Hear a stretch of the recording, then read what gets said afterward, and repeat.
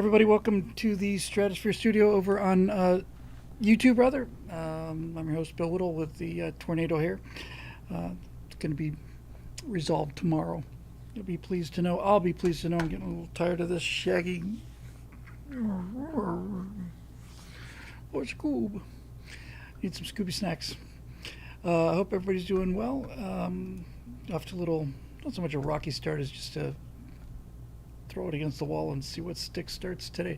And I'm going to have to get used to not taking these things off, I reckon. Let me just brighten it up a little bit here.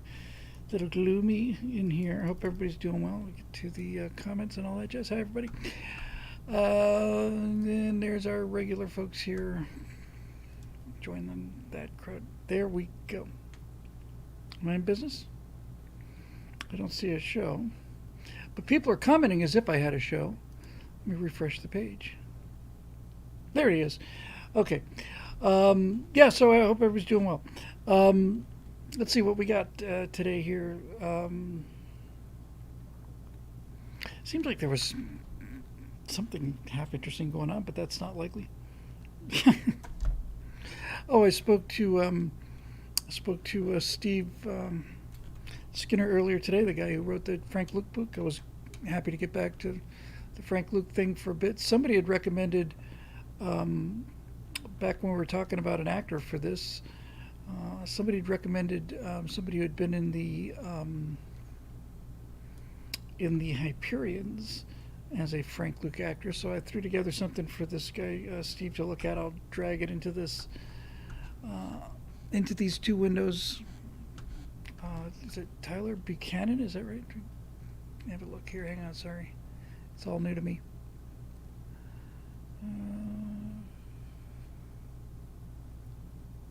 Come on.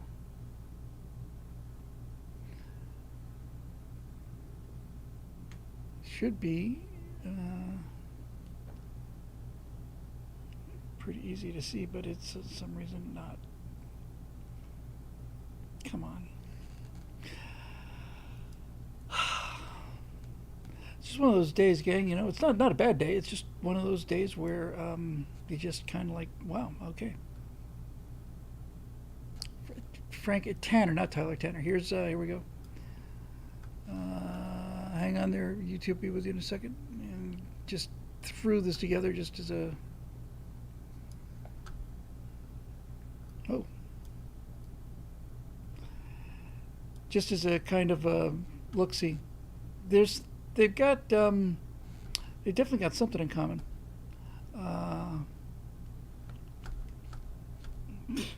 Let me just play random beeps or sounds or something today here.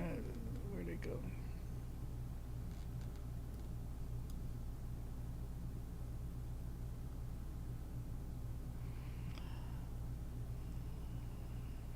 Come on.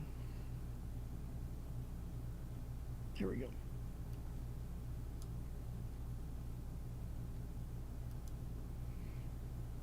Curse you, YouTube software.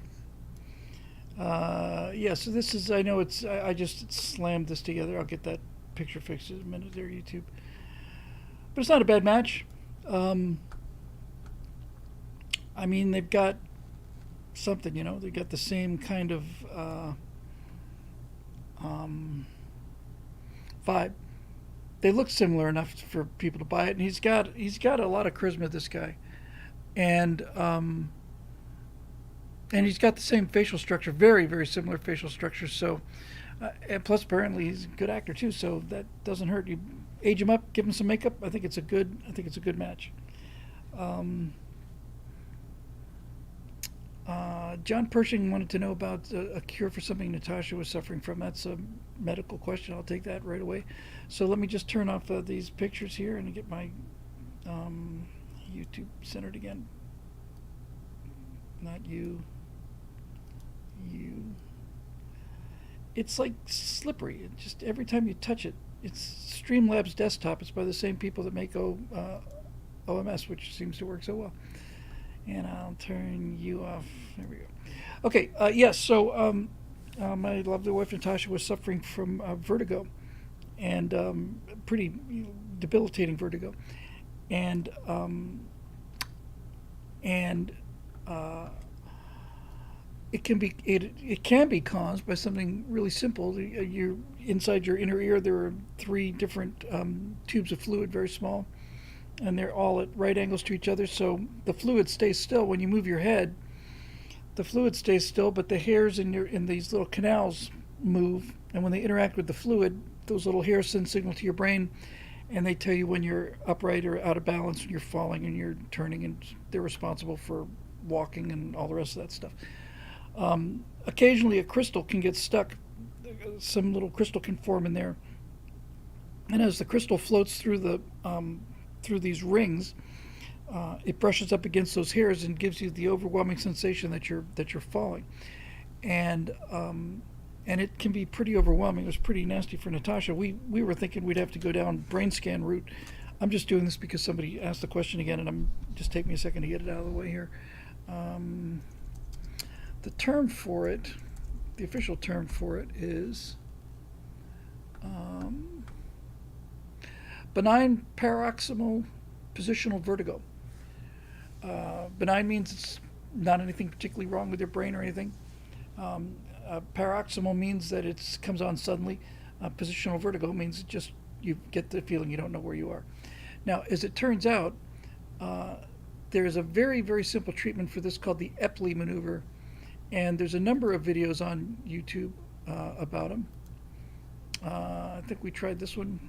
This one not only shows you how to do it, also has some animation to show you how it actually causes the problem. So I'll just drop this into the Twitch stream. I can't do it quite as easily as on YouTube, but let me just pop it here. So there it is for our Twitch friends, and I'll sign in and I'll just drop it in the thing for YouTube in case anybody has that problem. It is a remarkably effective treatment. Basically, all it entails is just to put your head in a certain position for 30 to 60 seconds, and that lets the crystal move one place. Then you rotate your head, and then the people get this incredible vertigo. But it does basically puts that crystal back in the closet, and it works wonders. So there you go. Come on, you can do it. What do I have to do here? What's the problem?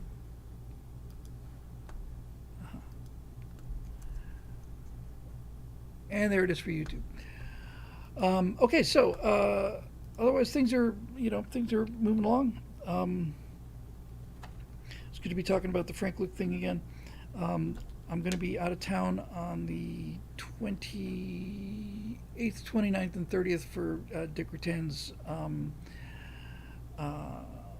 open memorial service at Coeur d'Alene Airport on the 29th of June. If you're in the area, we'd love to have you. Should be some fun. And then, of course, the most important news of all is that getting a haircut and getting my hair whacked into chemical submission tomorrow, so I'll look like this for the right angles tomorrow morning, but after that I should be back to my fabulous Jack Lord Hawaii 5-0 wave, and I'll be good to go. But yeah, it's getting ridiculous. There's nothing I can do with it other than to make it look like it's trying to behave itself, and once every 6 months or so I have to just jump on this thing. I think I might just jump into questions if you don't mind. It's just a lot of stuff that I'm just trying to pin down. I'm spending some time getting those stress-free lounges back up. I did 3 of them over the last day, I think, and I'm trying to get those posted. Went through I used to just simply finish the show and just upload it, and everything was copacetic. Then I thought, no, I'll improve the audio. And I would have gone back to just uploading it, but a lot of people like having the audio-only version available on SoundCloud. That means I have to strip the video anyway, and so I just enhance the audio, strip it, and repost the version. So I got 3 of them done last night. I'm going to try to continue to keep up something like that pace. Get caught up on BillWhittle.com. You scroll down to Stratosphere Lounge, we'll get you back in sequence, and they should be showing up on SoundCloud as well. So there you go.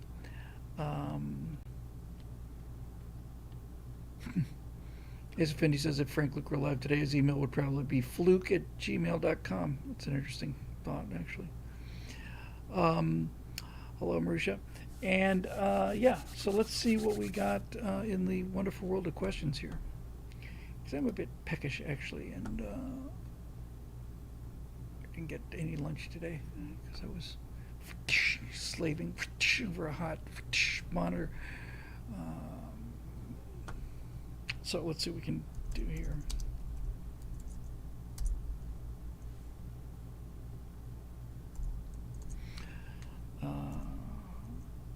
It's going to be, we're going to have to, I'll talk with the boys tomorrow, but we're going to, is the debate on the, I want to say is the 27th? Does that sound right? I think it's the 27th because I'm pretty sure I'm traveling on the 28th. And that is something that the three of us have to live stream if we can possibly pull it off. Bean is not named after the Apollo 12 astronaut. His his legal name is Tahoe, but I never really ended up calling him that. I just called him Bean because he was just a little guy, and I just sometimes call him Peanut, and sometimes call him Bean, and sometimes I call him Peanut Bean. He's doing just fine. That was a big old scare, that mass on the X-ray, and then the ultrasound turned out to be completely benign. Now he's an older gentleman. He's in his he's got to be pushing 20 at least, I would say.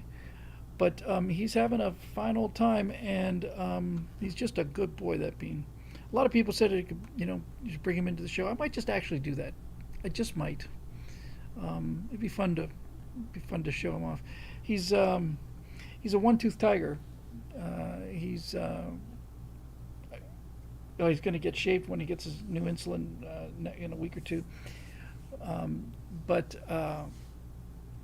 Yeah, he's a one-toothed tiger now at this point. When I got him from the pound, whatever they call the pound these days, animal shelter, I guess. He'd had bad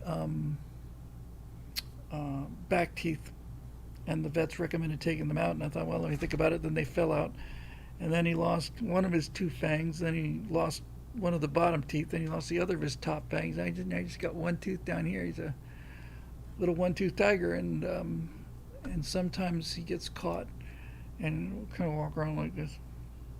It's just the most adorable thing in the world. He's a good dude.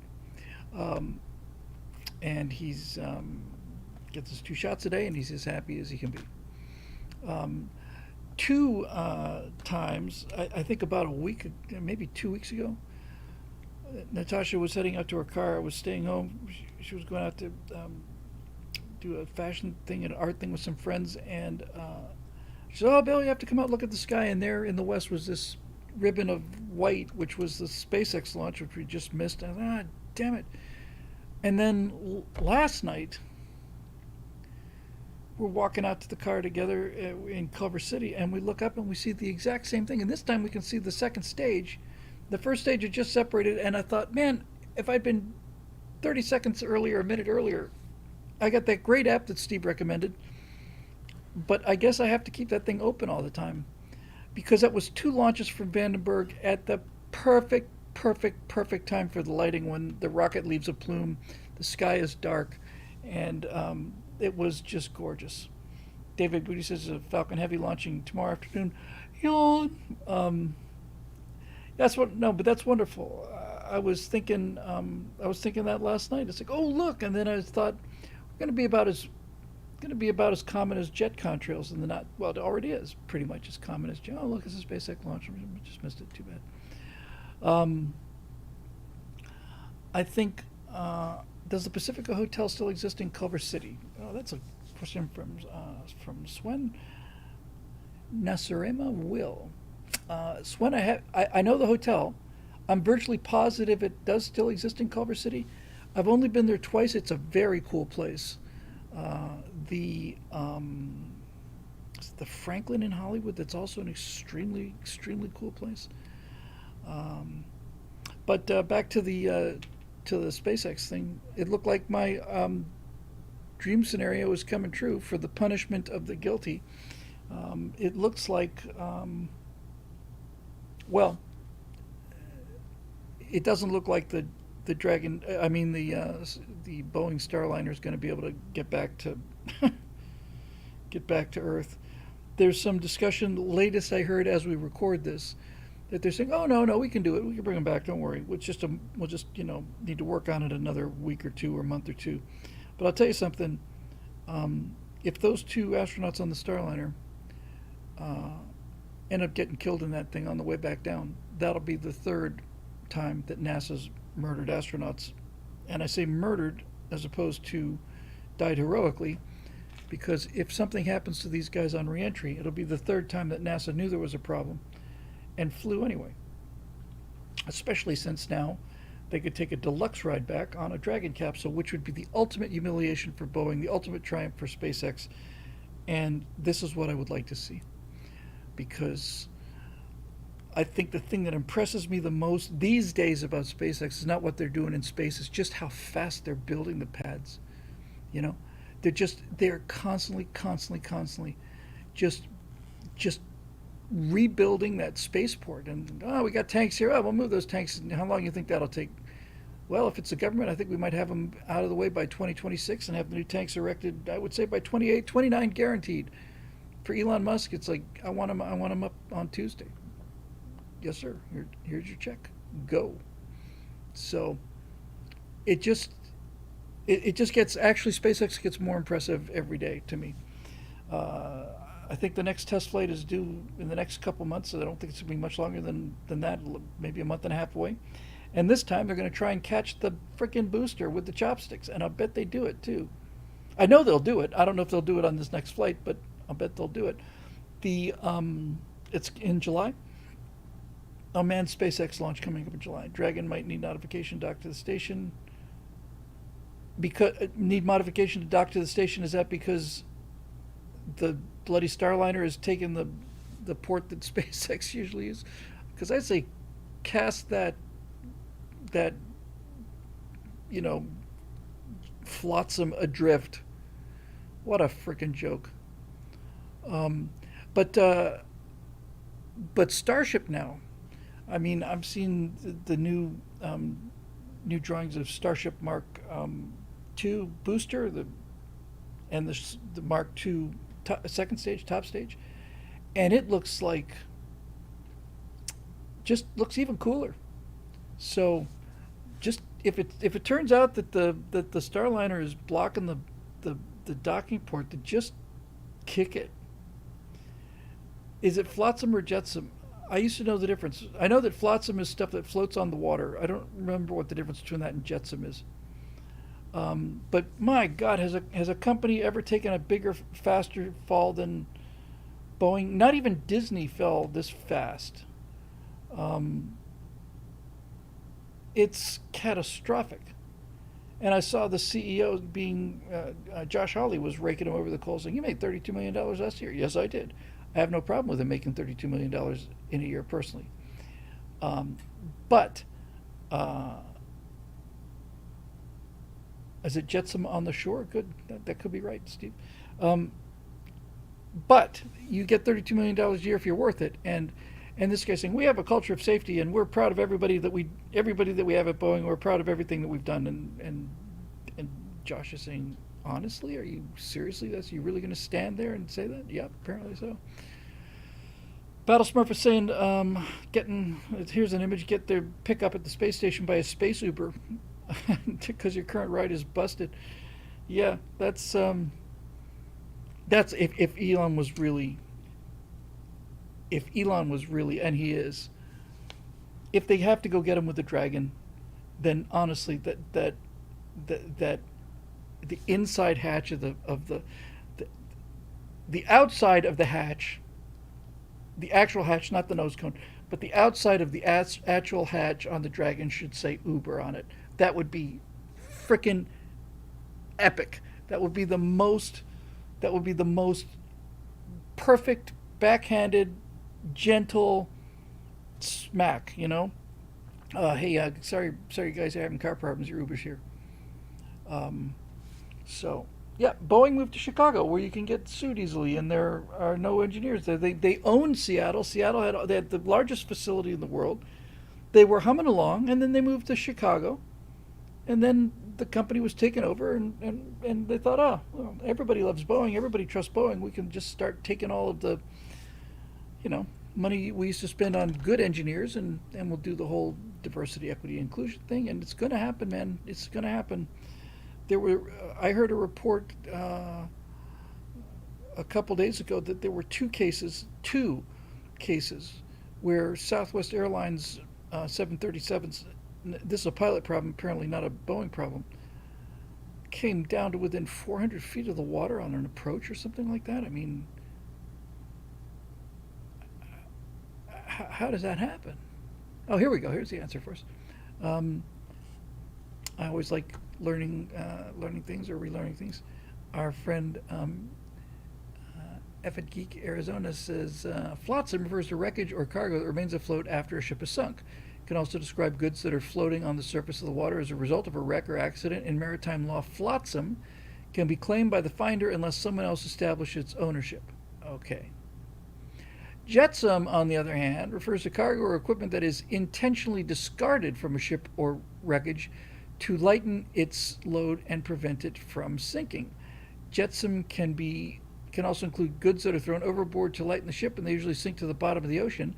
I would imagine that's where you get jettison from. And I imagine if it's jetsam and you have to pitch it overboard, then you would retain ownership of it, or you would, assuming you could ever, get to it or whatever. So flotsam and jetsam. So in this case, this would be jetsam. Yeah, the Butch and what's her name? They're fine astronauts, but they're not exactly photogenic. The Boeing crew, neither one of them. And you would think, oh well, what does that matter? It matters. No, it matters. Um, yeah, so it's time to jettison the Jetson and book in that dragon. And what would be especially really wicked cool would be if they got the dragon up there and they went up with two guys, plenty of room. The jet dragon's going to hold six, I think, or something, right?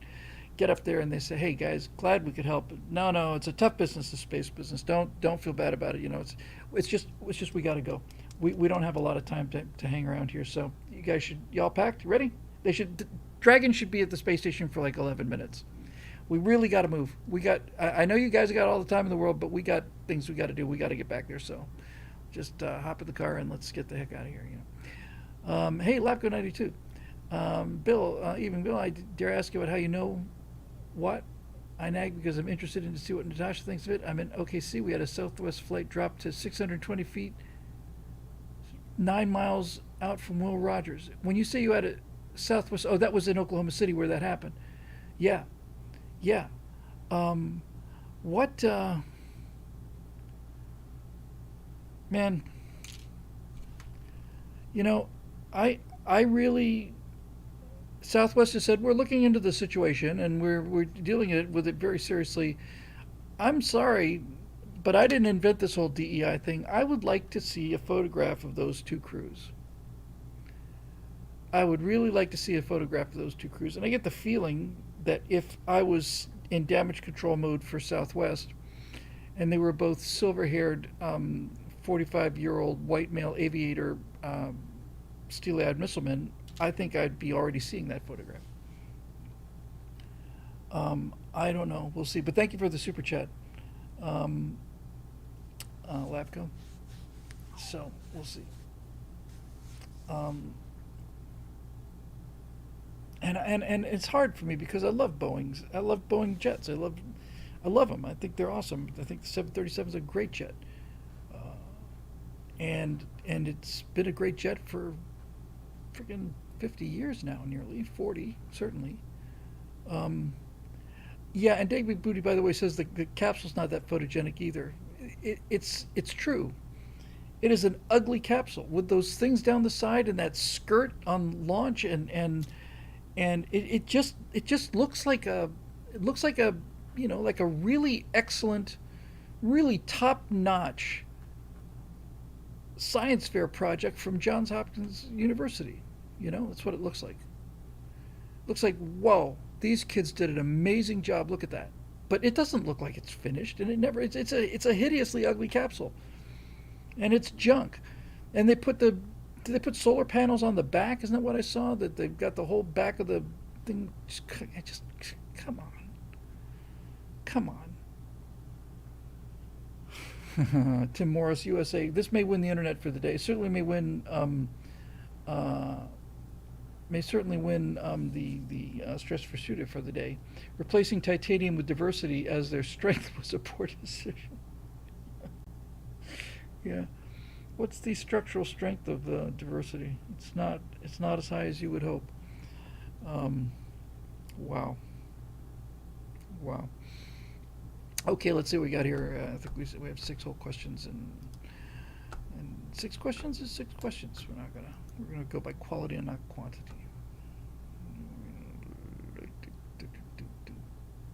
Oh, you want me to log in, do you? You miserable.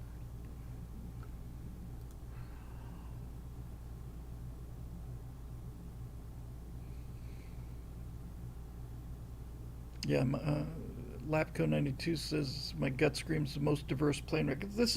We're going to be making history again, ladies and gentlemen. The progressives will once again set another milestone in history as they progress ever forward. This will be the most diverse plane accident in history, the most diverse catastrophe ever. How proud we will be. I can imagine the tears streaming down my face, especially if I'm on board. I think if I'm on board and that happens, I'm going to be. I can assure you that my my last words will be unprintable if I find myself in that situation.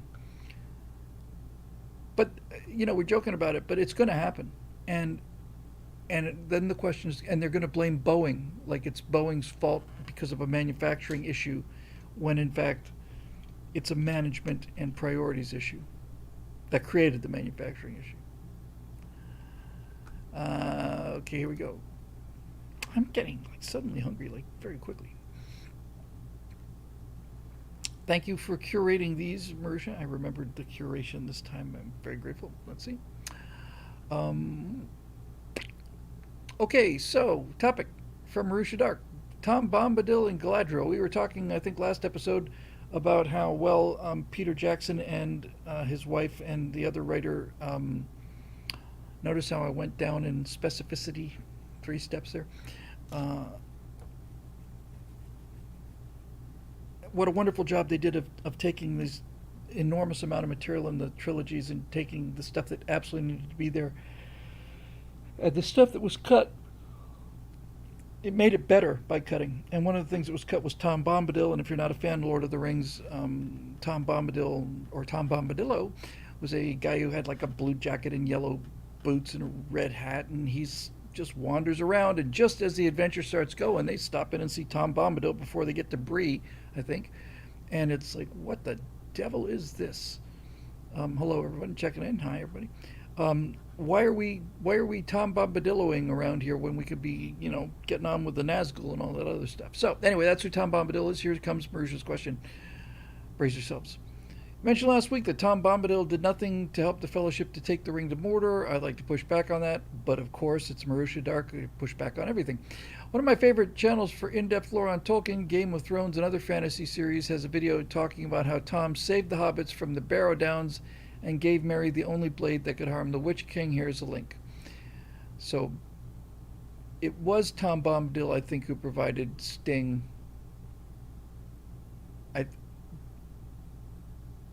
Wait a minute. That sounds right. I don't remember if that was Hobbit or... Anyway. Okay. Here.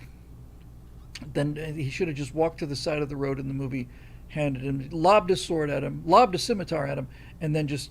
and kept on going. In related news, Amazon's Rings of Power Season 2 is coming out soon. Oh, is it going to be... It's just being savaged. One of the things they're trying to bribe us with is Tom Bombadil. As much as I'd love to see that, I know it'd ultimately just be a skin suit. Now, Now, I would like to see Tom Bombadil in Rings of Power because he's a curious character and he is not without interest. He's there have been occasionally, I don't know if it was in Silmarillion or in the novels or someplace, but there was some references to say that Tom Bombadil was actually a creature of almost unimaginable power, which is very Tolkien-esque.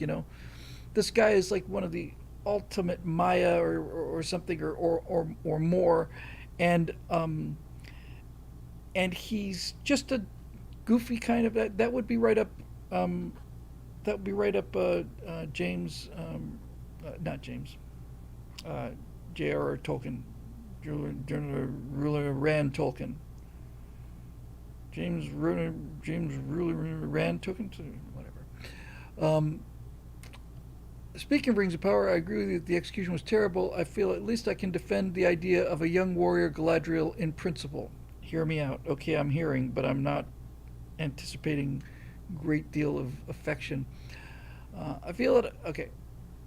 An aged king is recognized for his wisdom and does not generally fight on the battlefield himself. At best, he might oversee it, but a young prince is often expected to be a warrior. Aragorn, Elrond, Éomer, Legolas would fit this model.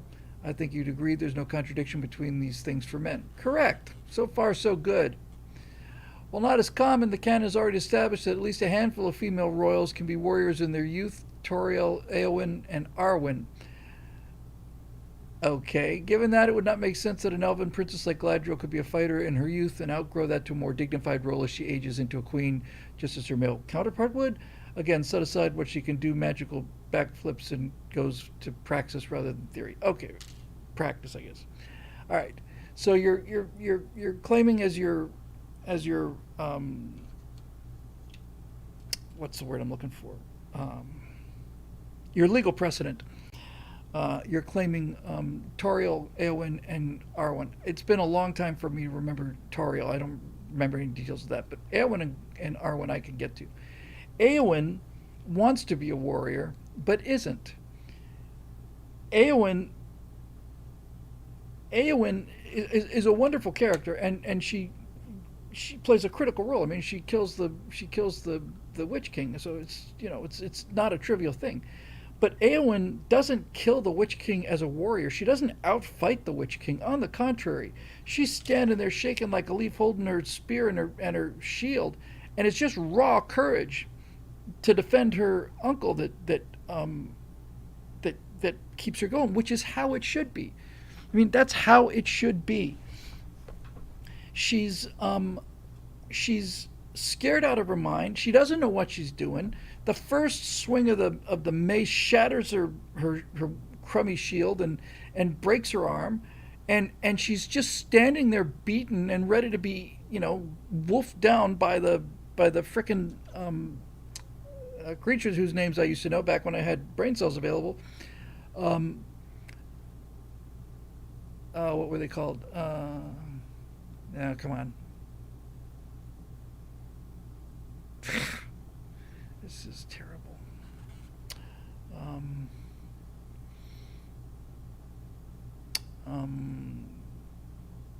Well, somebody's going to give it to me in a second.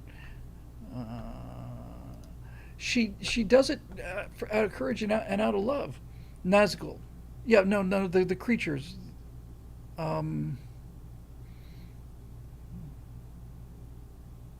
Look out! It's whatever. So she's standing there, and she's terrified, and Fell Beast is the only name it was given. That's right. I guess they always referred to them as the Nazgul, and they just rode these things. So anyway, she's not a warrior, Marusha. She's the opposite of a warrior. She's a scared girl dressed up in warrior outfit because she wants to be. She's a wannabe, and not the wargs. The wargs are the wolf dogs, the nasty looking things, hyena dogs really. And so she's not a warrior. She kind of disproves the Galadriel case. Then Arwen was a maiden in the movies. Okay, she was simply an elvish princess. Sorry, in the novels. In the movies, they had to get her out of the castle and have her stop just sitting there looking pretty in the archway, So they had to get her out of the castle. So they had to give her things to do. That whole chase scene, I believe, in the novels, which she does a great job with. I'm not trying to take anything away from Arwen either.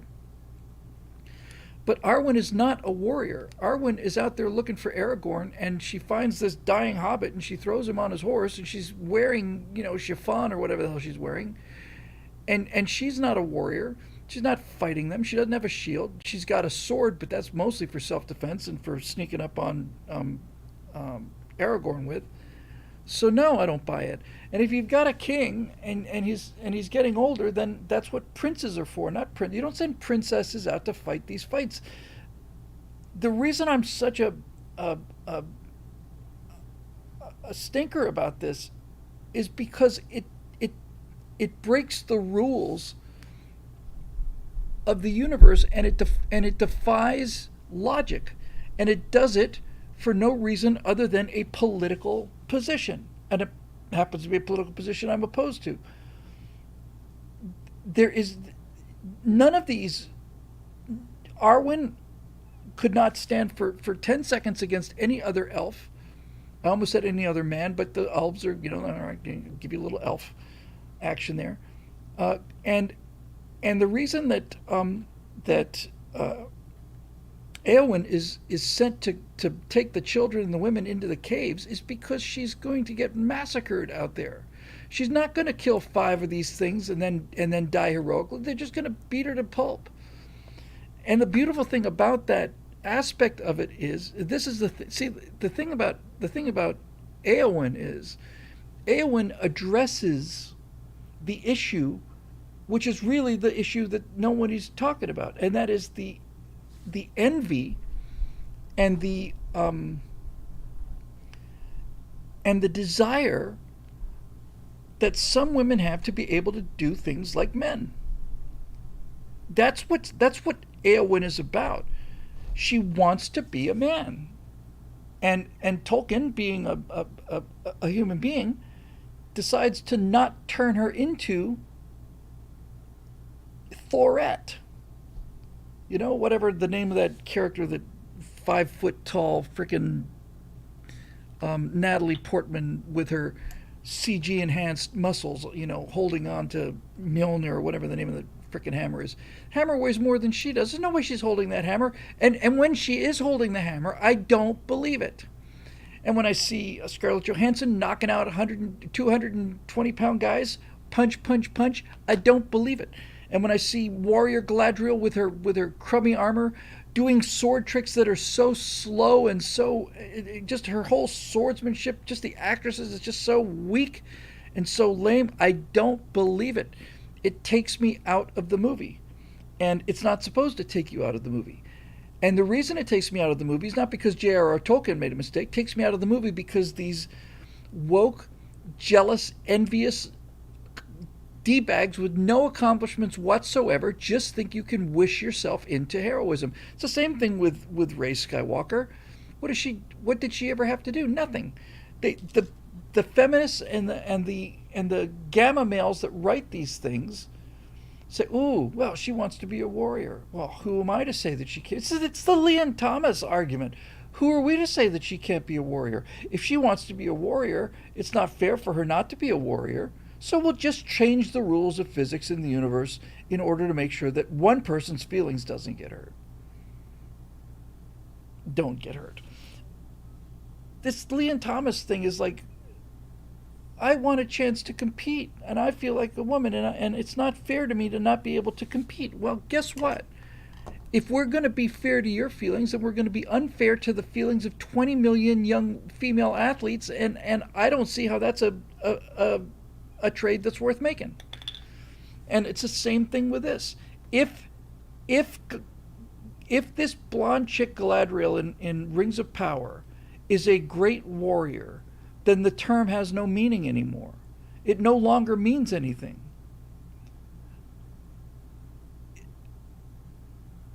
Yes, OC is mentioning in the YouTube stream, Arwen did not race the Nazgul carrying Frodo. It was a powerful male named Glorfindel. That's right.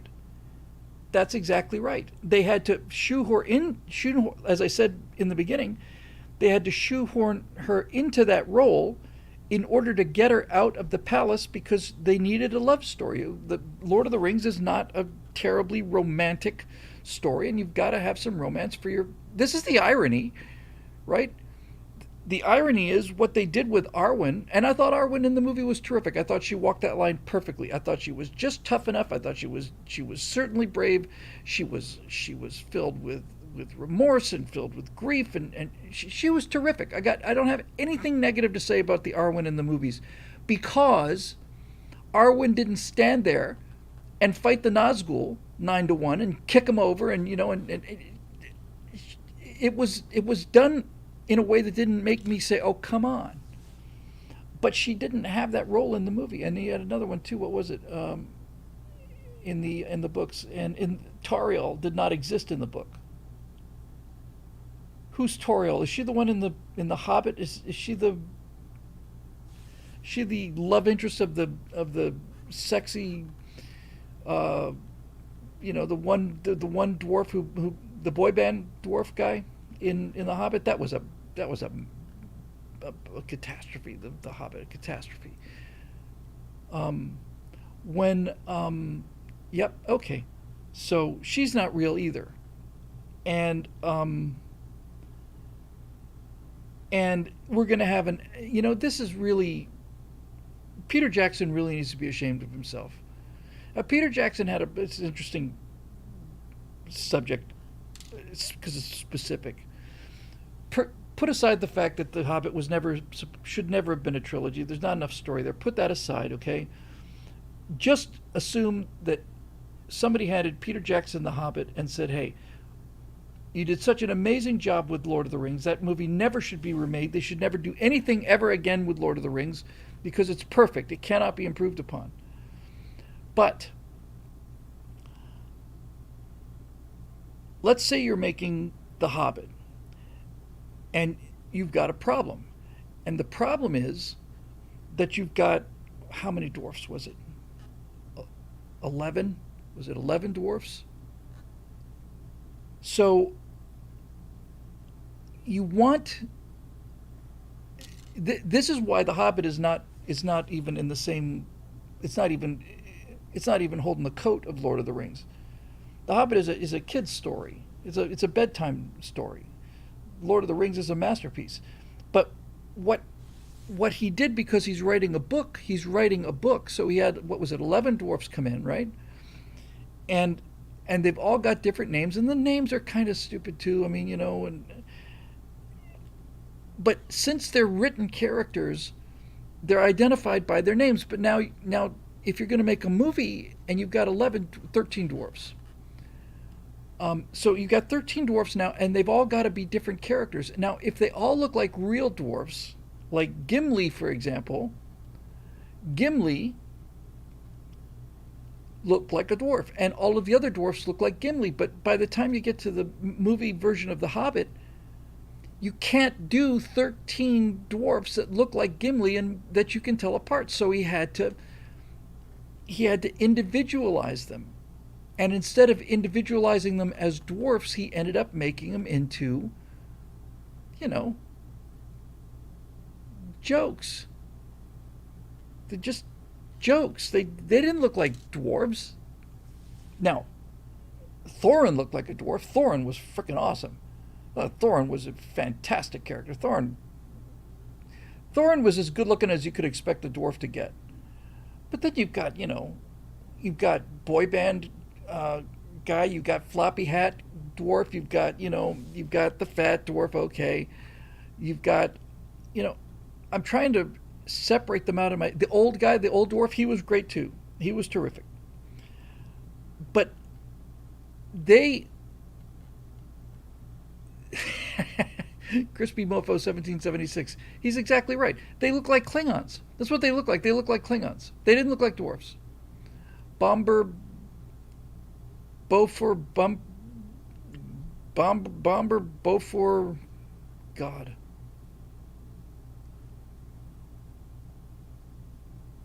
I don't know.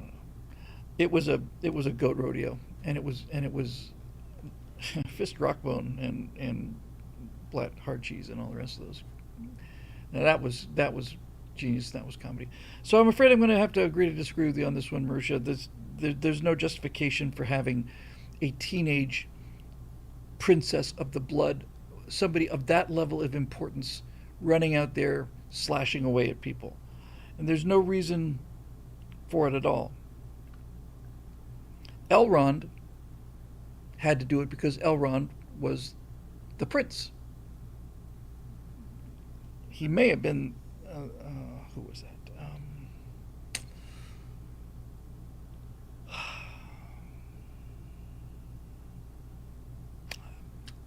I'm going to have to delete some files to go back and remember the names of all these Elfish characters. But his father was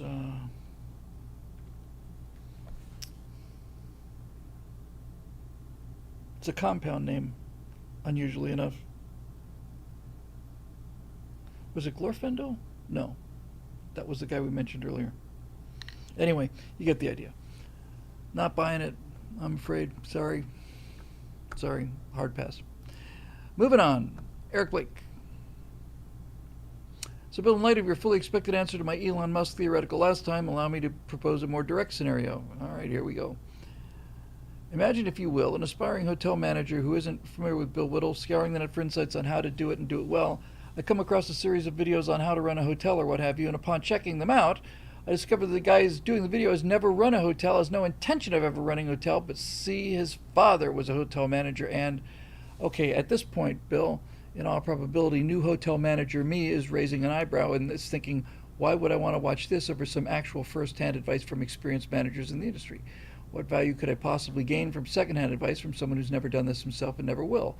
What has he got that they ain't got? So, Bill, how would you sell those videos to new hotel manager me? You can watch all of the professional hotel management videos that you will get in your hotel management classes for the next 2.5 years of college. And no doubt they'll be packed chock full of traditional information, but the reason you should listen to me is because I know how to tell a story and I'll have your attention the whole time. I will deal with the emotional consequences of it. I won't be dealing with facts and figures, and I won't be dealing with abstracts. I'll be talking about the look on people's faces when they see what happens when you're in a well-run hotel. That's why. And if you don't like it, I'm not in the position of trying to convince you to watch them. They're not there for you. They're mostly there for my dad. The reason you'll watch them is because I can get you hooked on it in 30 seconds. So there is nothing more anti-entertainment than an instructional video. Instructional videos are a special kind of hell. Oh, thank you very much, OC, for Oin, Gloin, Philly, Keely, Bifer, Bofer, Bomber, Ori, Nori, Dory, Balin, Dwalin, Thorin, and Rudolph the Red-Nosed Reindeer. The only one I remember there is Rudolph.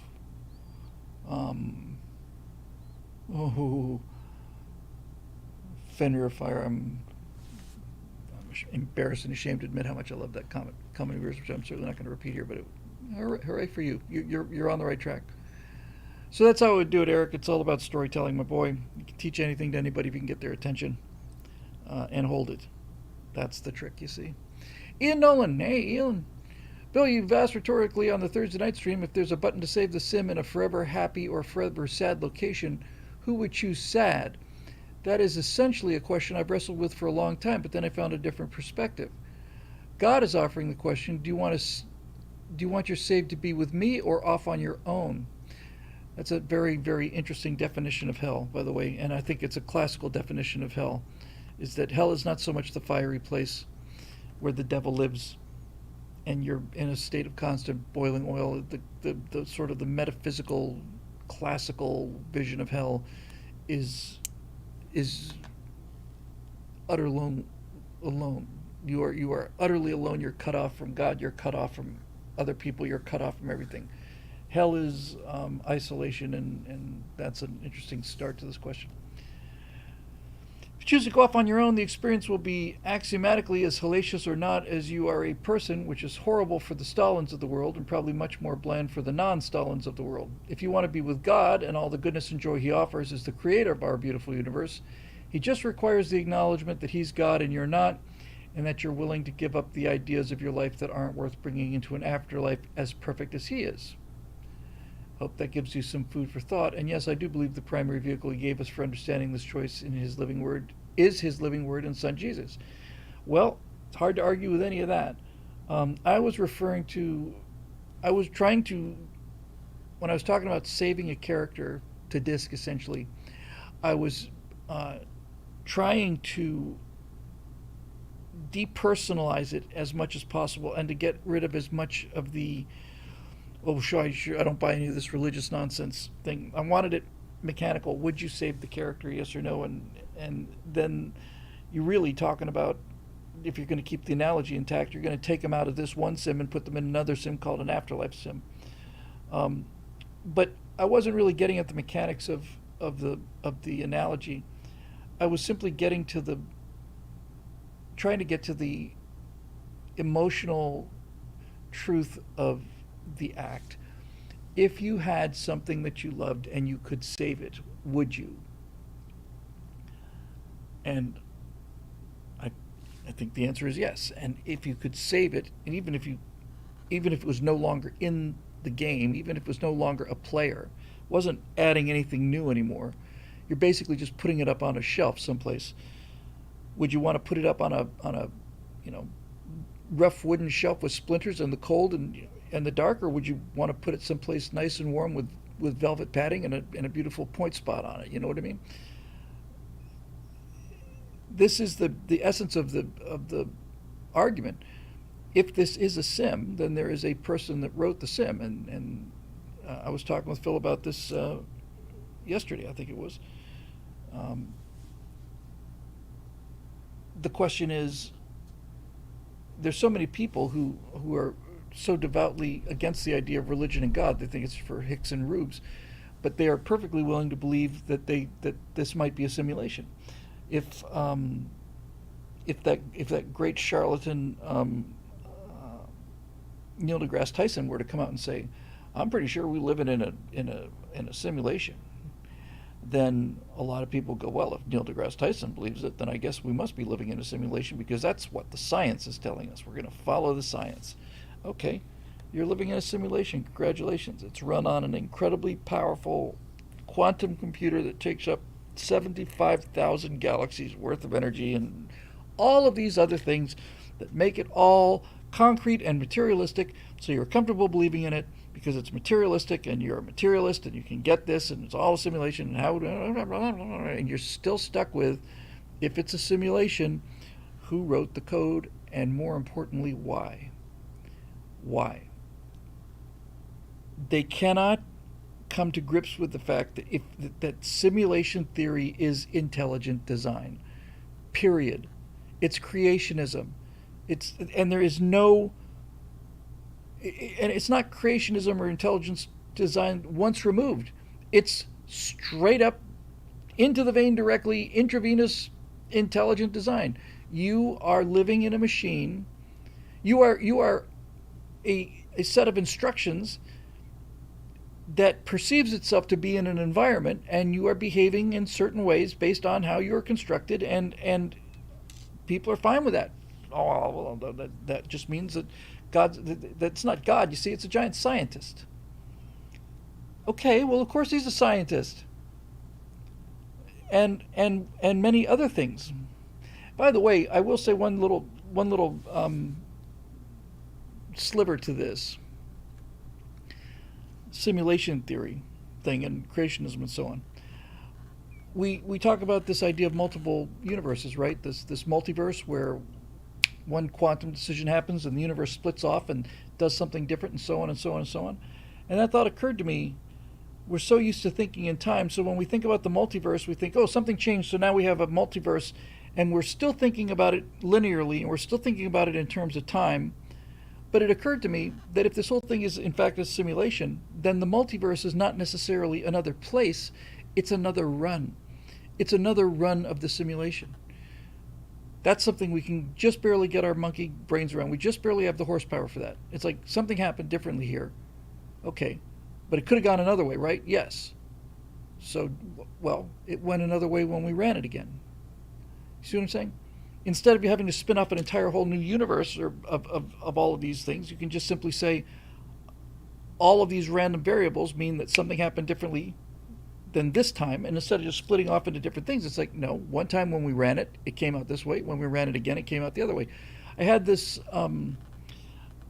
thought in the shower when I was thinking about some of these really in-depth battles that they run on DCS or other things. So you've got, let's say for the sake of the argument, you got 70 missiles approaching a carrier battle group, and each one of these missiles has a 12% chance to get through, let's say.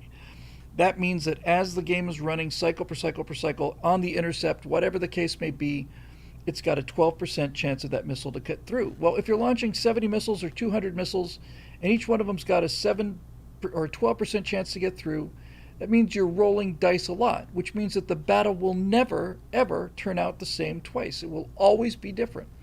One of those cases is going to result in something different happening. Doesn't mean the outcome is going to be different. Doesn't mean you're going to sink the carrier or not sink the carrier. But when you've got that many variables that are going to a random number generator, then every single time you run that scenario, it's going to be different. Has to be. And that's what got me thinking about this multiverse idea. It's like, okay, it's not like it's another universe in another place. It's not like everything's moving along, clone off, here, clone, clone, clone. It's like, no, this happens. Okay, then we run it again, this happens. We run it again, that happens. We run it again, that happens. And I don't know. I just find it so useful to point to people who are perfectly happy with the idea of being as materialistic as I used to be in terms of, I don't mean materialistic in terms of consumeristic. I mean just, no, it's all amino acids and lightning and hydrogen. The unwillingness to give up the possibility. And by the way, I'm considering this a possibility. I am constantly fully aware of the fact that the materialists and guys like Selfish Gene, I got his face right in front of me. I'm a little tired and I'm out of disk space is what it is. I'm not going to look because I've got his face right in front of me. Come on. I want to say Neil, but it's not Neil. It's not Hawkins either. It's Dawkins. I almost said Hawkins. Dawkins. Yeah, I'm happy to admit that it's entirely possible that Dawkins is right. Stephen Dawkins is exactly not Stephen Dawkins. You know who I mean? Him, Dawkins. He may be right. They may all be right. They may all be absolutely correct. It may all be nothing but lightning and hydrogen and helium and amino acids. I'm perfectly willing to admit that that may be the case. But the older I get, and the more I think about it, the less likely that seems. And the less likely it seems because of the why of it. Now, the why of it has no logical or rational basis. And so the question is, when you say something just doesn't feel right, are you succumbing to emotion when you should be using logic and reason, or are you accessing information in a way that transcends logic and reason? Richard Dawkins, yes, thank you. Thank you. That was driving me nuts. That's an interesting question. The why of it. Okay, so we've got this incredible universe and all of these beautiful things we discover more and more every day. The complexity of the brain, let me just crack out all the Hallmark cards. The first time your baby smiles at you, and sunlight on the water, and a flower opening, and all a hummingbird, and all of this stuff, right? Yes, this could all be the result of random chance And let's just put aside the likelihood. Let's just take the likelihood of it out of it. Let's say the likelihood is either 0% or 100%. Just take it away. Let's say it's 50%. You ask yourself, why? Why is this here? Not how is this here? Not how did it get here? Not what is it made of? And not even who put it here. Why? Now, somebody like Dawkins will say there is no why. And I completely understand where he's coming from on that. That, yes, if you believe that these things are all just randomly things happening, yes, there is no why. There doesn't need to be a why. It's just we're just thinking accidents. But when you start straining, forget credulity, you start straining probability when you look at the structure of things and their beauty, and realize that galaxies don't have to be spirals. Galaxies could be just blobs. There are such things called irregular galaxies. Our twin satellite galaxies of the Milky Way, the Magellanic Clouds, are irregular galaxies. They're just clumps, just a clump of stars. Here is just a ladle some galaxy goop onto the thing, and there it is. There's no pattern to it at all. But most of the universe consists of patterns like spiral galaxies, and even the things that are sheer accidents like supernova explosion. You look at the new pictures of the Crab Nebula, which is probably the most famous supernova bubble, and you look at this, and it's so beautiful that it knocks you down. And why is that? Why is that beautiful? Why would we find that beautiful? It's not something in our experience. You can't claim an evolutionary basis for why we think the Crab Nebula is beautiful. It's not like our proto-human ancestors grew up protected by things that look like the Crab Nebula. It's just plain beautiful. The Orion Nebula is beautiful. They're all beautiful. They don't have to be. They could just be gook, but it's not. And then you start asking questions like, okay, how unlikely is it that it would be randomly beautiful? That's actually rather pithy way of looking at what I'm trying to get at here. Why do we find it beautiful? But more importantly, why is it beautiful? Why? And I understand and can sympathize with, and I'm ready to do something that people like Richard Dawkins are never ready to do, because they're not nearly as wise as I've become over the years. I am perfectly willing to admit they may be right, but they're not perfectly willing to admit that I might be right, or we might be right, or this view might be right. And that's saying something to me, because it is a theory. Let's just simplify things. Forget about the simulation thing. An old man with a beard, a huge figure with a white flowing beard, snaps his fingers and says, "Let there be light," and there's the universe. Okay, that's a theory. And they're saying, well, that theory is not a theory. We're just going to discount it. And I want to say, how do you discount it? It's a theory. It's a consistent theory. It's internally consistent. Well, there's no evidence for it. Well, there's no evidence against it, number one. And number two, we start getting to things like, well, then why are things so beautiful? That's evidence. That's some kind of evidence, isn't it? Why are things so beautiful? Why are the laws of nature so predictable? Why is life possible? How do proteins fold? What's DNA replication look like? What was DNA version 1 look like?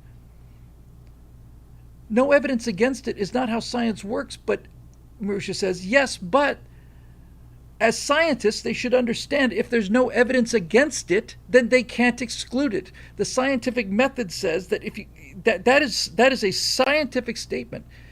Yes, there's no evidence for it. That doesn't mean it's proven, but if there's no evidence against it, you cannot exclude it. You understand the difference? That is how science works. That is exactly how science works. There's no evidence against it, so it might be possible. Yes? Yes. Okay then. And they are not willing to do that. They're not willing to do that. They just don't have it in them. which is an emotional reaction that they're running on. And they're accusing religious people of being motivated by emotion and fear and all of these things that their big brains have got all filtered out and all taken care of. The arrogance of it, just every single time I think about intellectualism and intellectuals, I get more and more and more pissed off at the sheer blindness of it, the blindness of it, the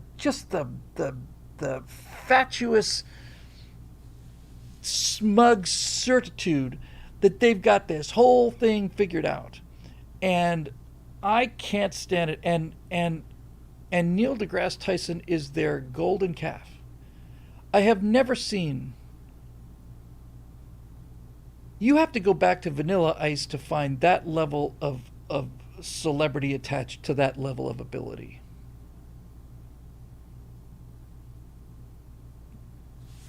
That wasn't too bad, actually. What a C plus intellect that guy is. I just, every time I hear him open his mouth, I more and more and more realize he doesn't understand anything about science at all. He said something about gender. Something about gender and somebody made a point that was a perfectly legitimate scientific point, and Tyson said something like, well, yes, but that's not exactly the direction we want to be going in, is it? I mean, what do you mean by that, Neil?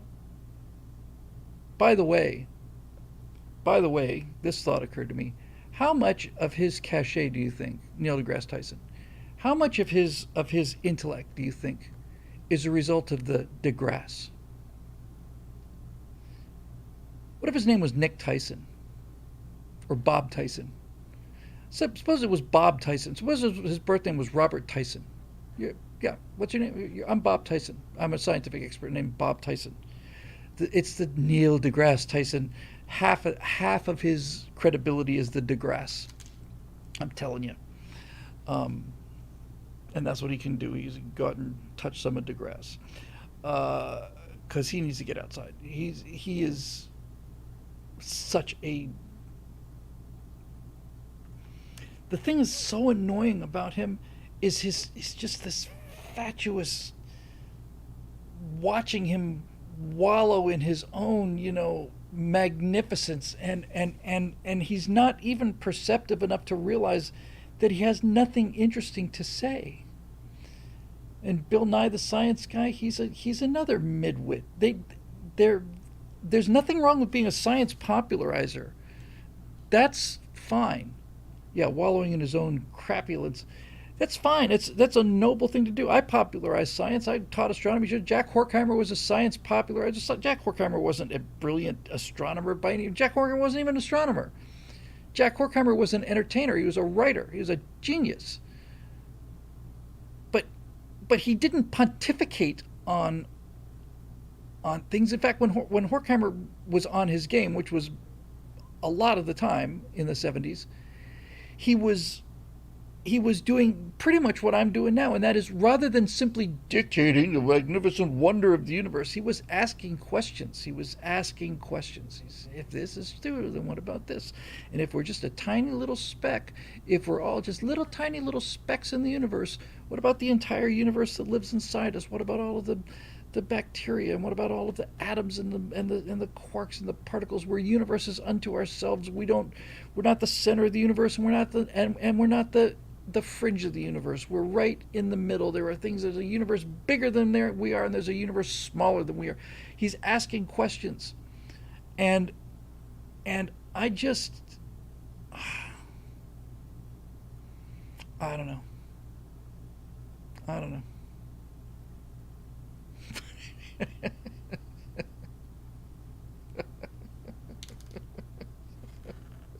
Took me a second to see it. Asa Findi for the absolute all-time win. He says, what if his name was Mo deGrasse Tyson?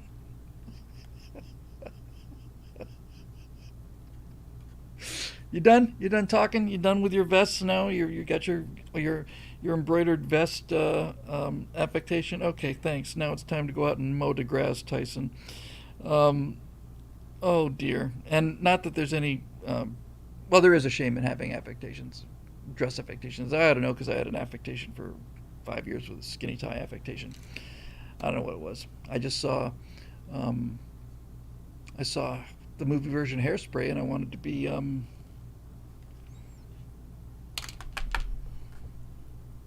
This is getting annoying.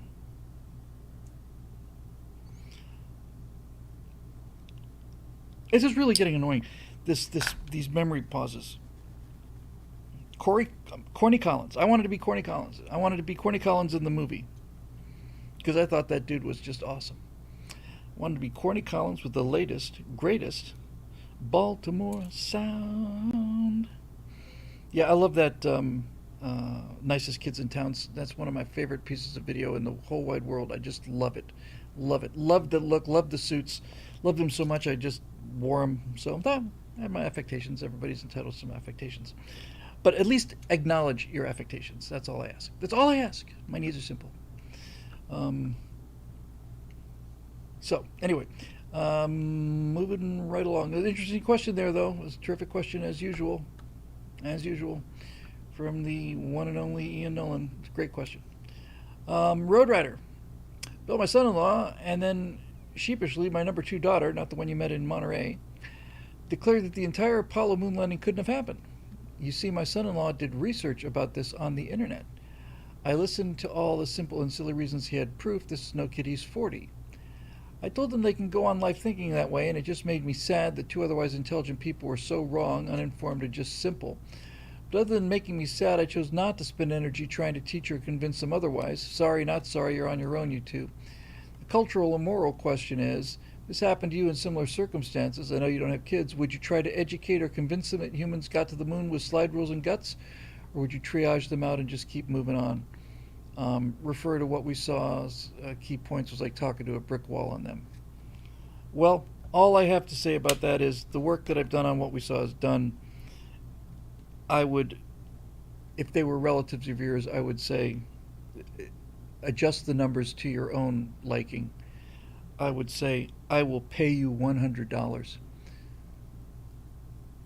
if you'll watch these 4 episodes. In fact, I'll pay you $100 per episode. That's pretty good money. In fact, what I do is I'll bet you. Here's what we'll do. I'll pay you $100 per episode, 4 episodes of what we saw. If at the end of those 4 episodes you still believe that we didn't go to the moon, then you keep the $400. If you change your mind, you give me the money back. And you're walking away smarter and you don't have to go through life looking like an idiot or a D-bag for the rest of your life. You can thank me later. That's what I would do. That's what I would do. I'd make that, that's the level of confidence I have in the show. I'd say, sit there with your arms crossed and angry as all hell and just be ready to call out all these points, but you're going to have to sit there and you're going to watch 4 episodes of it, and when it's done, you'll be $400 richer. It's not bad to watch TV. Like I said, what happens if they keep the money? If they're not convinced, if they change their mind, give the money back. If they're not convinced, then they can keep the $400 and there's no saving them. Because I had somebody tell me this when I was up in doing that speaking event with Carrie Lake a couple weeks ago. I had somebody come up to me, very young woman came up to me and said, "Hey, I just wanted to thank you. You're the person who convinced me that we actually did land on the moon." I said, "Well, thanks. That means a lot to me, actually." No sound? Is that me? Is that a no sound Stratosphere Lounge problem, no sound? Or is that I missed something, no sound?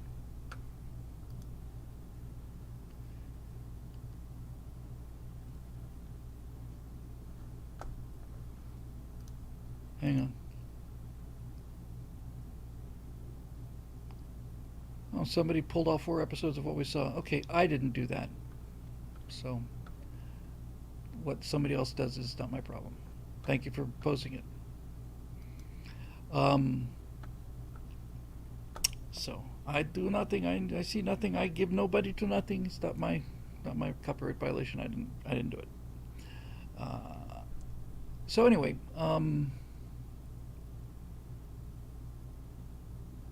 okay, good. Let's get on with the questiones here, because I'm getting so hungry. I'm almost thinking about Arby's. That's how desperate things are getting. Not that there's an Arby's nearby, but you get the idea. Never eat roast beef at Arby's. I'm sorry to hear that, by the way, Road Rider.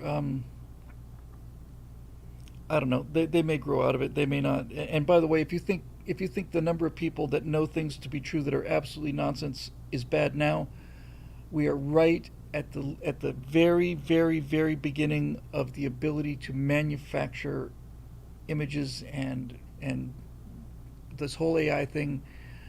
Pretty soon, it will be virtually impossible for people who don't know how to think. This is one of the great things that I need to include into the things to come theory, is how easy it's going to be to believe in things that never happened. How, because right now it's just, oh, I saw something on the internet. Well, they could never gotten through the Van Allen belts. By the way, just for fun, for those of you who do want to engage, just this one example, just for fun, okay? How do you know they didn't go to the moon? Well, because they never could have gotten through the Van Allen radiation belts. Really, that's a damn good argument. I mean, so how much radiation would they have gotten if they had gotten through the Van Allen radiation belts? Huh? Well, I mean, you're saying that they could not have gotten through the Van Allen radiation belts because the radiation belts would have killed them on the way to the moon. So, if there had been humans on board this capsule, what dose would they have taken? What do you mean, what dose? Well, what was the radiation dose? What is the radiation dose? Well, I don't know, but it would have killed them. How much of a dose does it take to kill somebody from radiation? I'm not talking to you anymore. I did the numbers on this.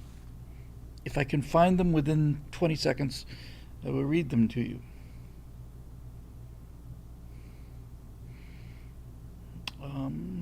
I never got to use it. There was that disappointing moon landing thing I did that really was kind of disappointing.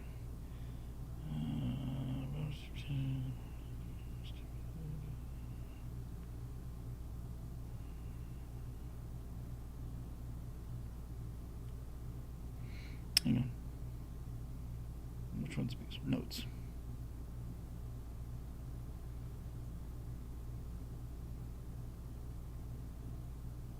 Hang on. Now I'm determined.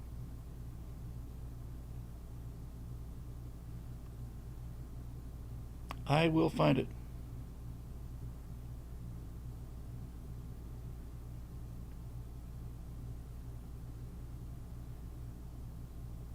Here we go.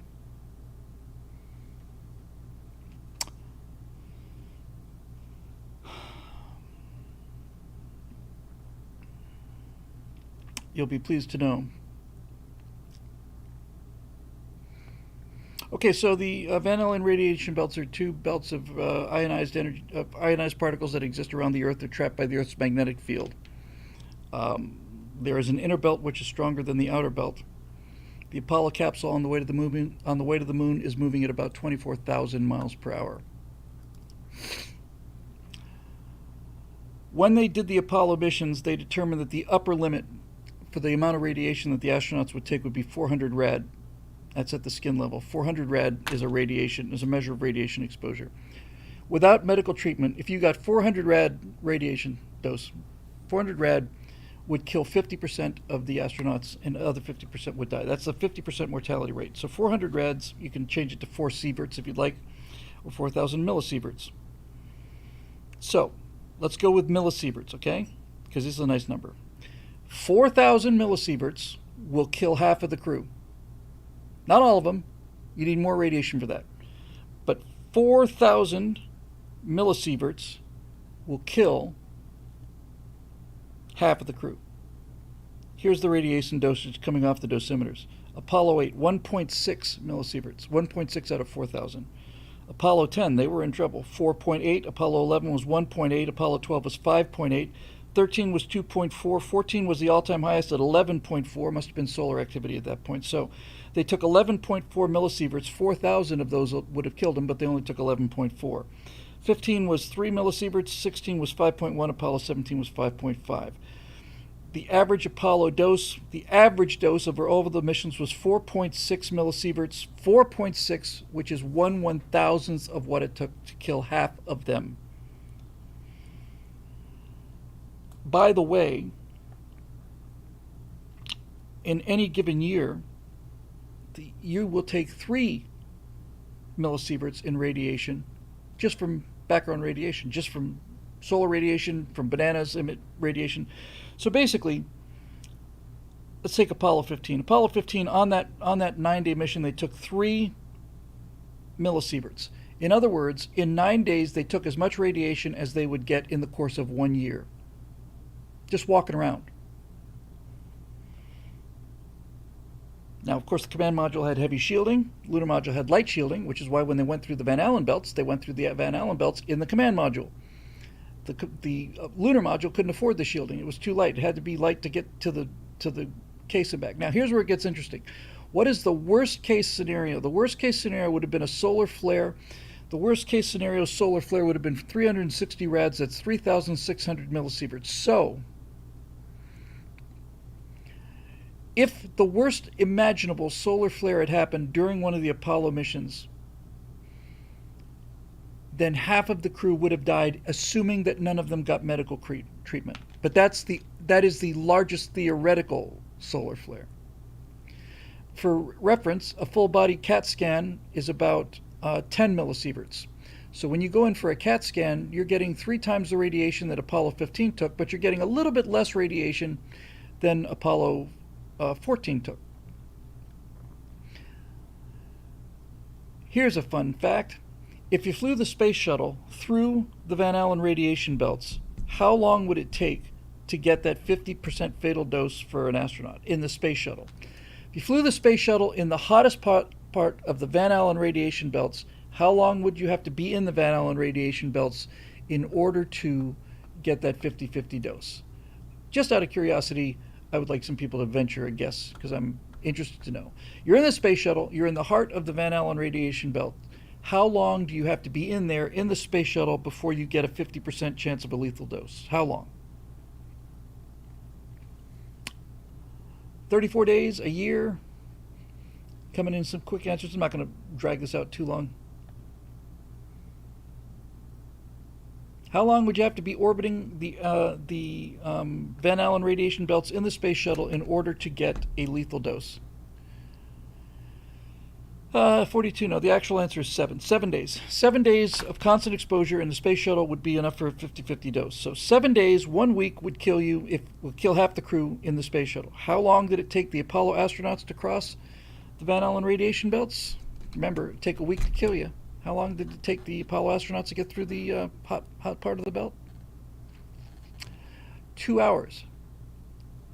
So if you've had an experience with advanced mathematics, you probably know that 2 hours is not as long as a week. In fact, it's considerably shorter than a week. So radiation shielding being more or less the same, you'd have to fly a week in the Van Allen belts to get a 50% lethal dose.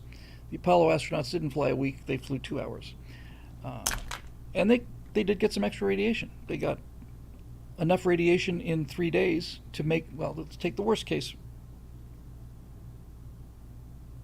Apollo 14 took 11 millisieverts. If you get 3 a year, basically on Apollo 14, the astronauts took 4 years worth of radiation in 9 days. 4 years worth of the radiation we get just walking around, they got in 9 days.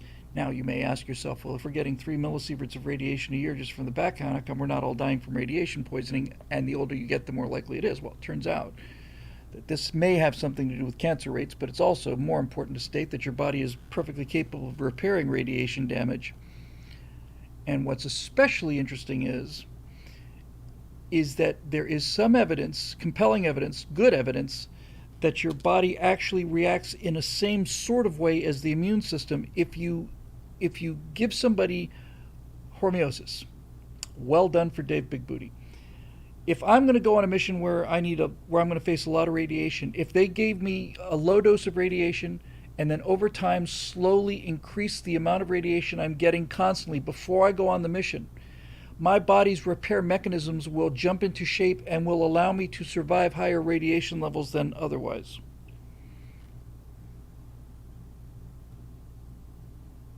Let's see if I missed anything.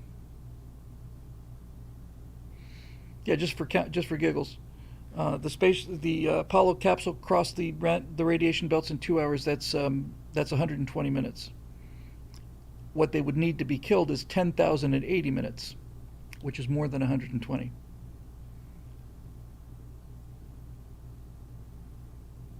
So, the short form is, when NASA did the calculations, I got the pronunciation wrong. Hormesis, hormeosis, same thing. Hormesis. When they did the calculations and they allowed for the worst case scenario, when it was all said and done and they got the radiation dosimeters back, the Apollo astronauts took about 1% of a lethal dose. 1% is what they took. There. But my point is not to dump the numbers on them. My point is to say, okay, would have been killed by a fatal dose of radiation. Well, how much radiation would they have gotten? That's the question. Forget the numbers. I just brought the numbers out just because I wanted to hammer this thing close. Forget the numbers. Ask them how much dose would they have gotten when they went through the Van Allen belts. You say it would have been enough to kill them. Well, that's compelling evidence. How much of a dose would they have gotten? I could ask that of an expert in denying the moon landing. You know, one of these guys who makes a living denying the moon landing. I said, what would the radiation dose have been had they been insane enough to try? What would they have taken? How much would they have taken? They're not prepared to answer those questions. It's an assertion.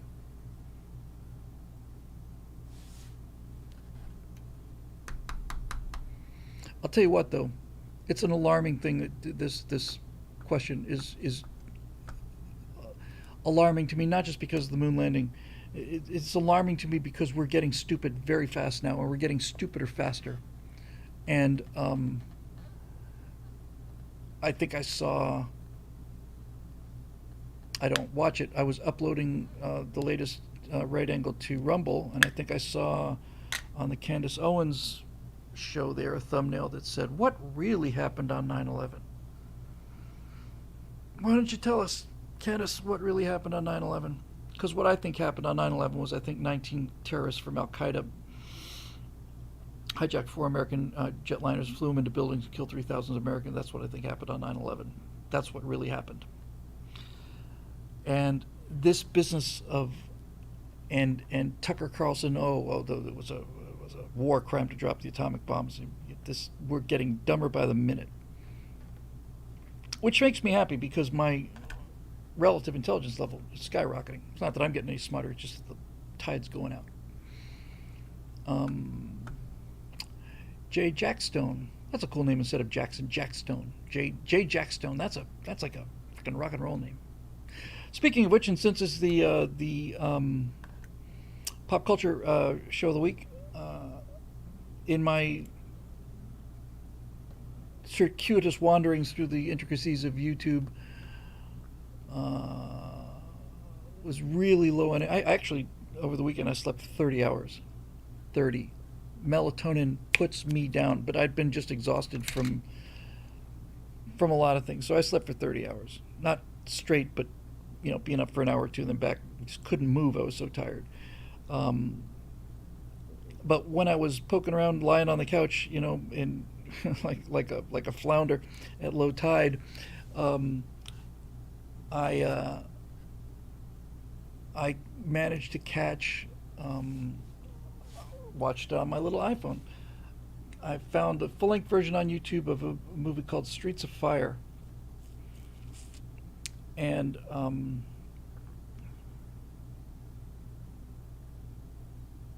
that music was fantastic.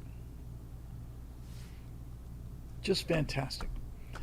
Diane Lane, Willem Dafoe, who looks like he's 11 years old. And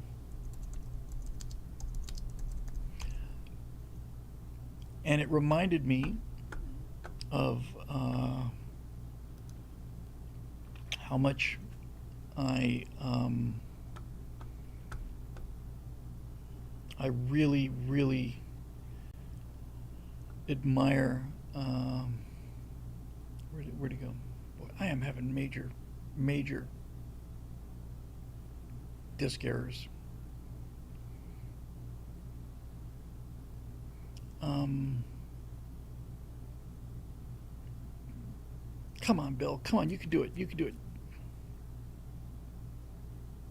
All right, I'll look it up another way, you swine. Hang on.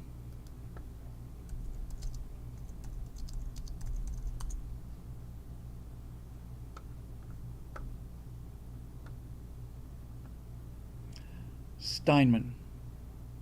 Yeah, I was going to say Siderman. I couldn't quite get it. Jim Steinman. Jim Steinman wrote the soundtrack and the music for Streets of Fire, and he also wrote Bat Out of Hell album. He wrote Paradise by the Dashboard Light. He wrote Took the Words Right Out of My Mouth. He wrote Bat Out of Hell. He wrote Total Eclipse of the Heart. He wrote all of these epic, epic rock opera kind of songs. And the finale for Streets of Fire is just practically made me weep. It was just so good. It was just so good. And it was so good it made me want to drop 25, 35 pounds, 40 pounds, get back to my 140 pound weight, and get on eBay and find myself an 80s jacket like I had with the shoulder pads out to here and the skinny tie, and just go out there. And I remember having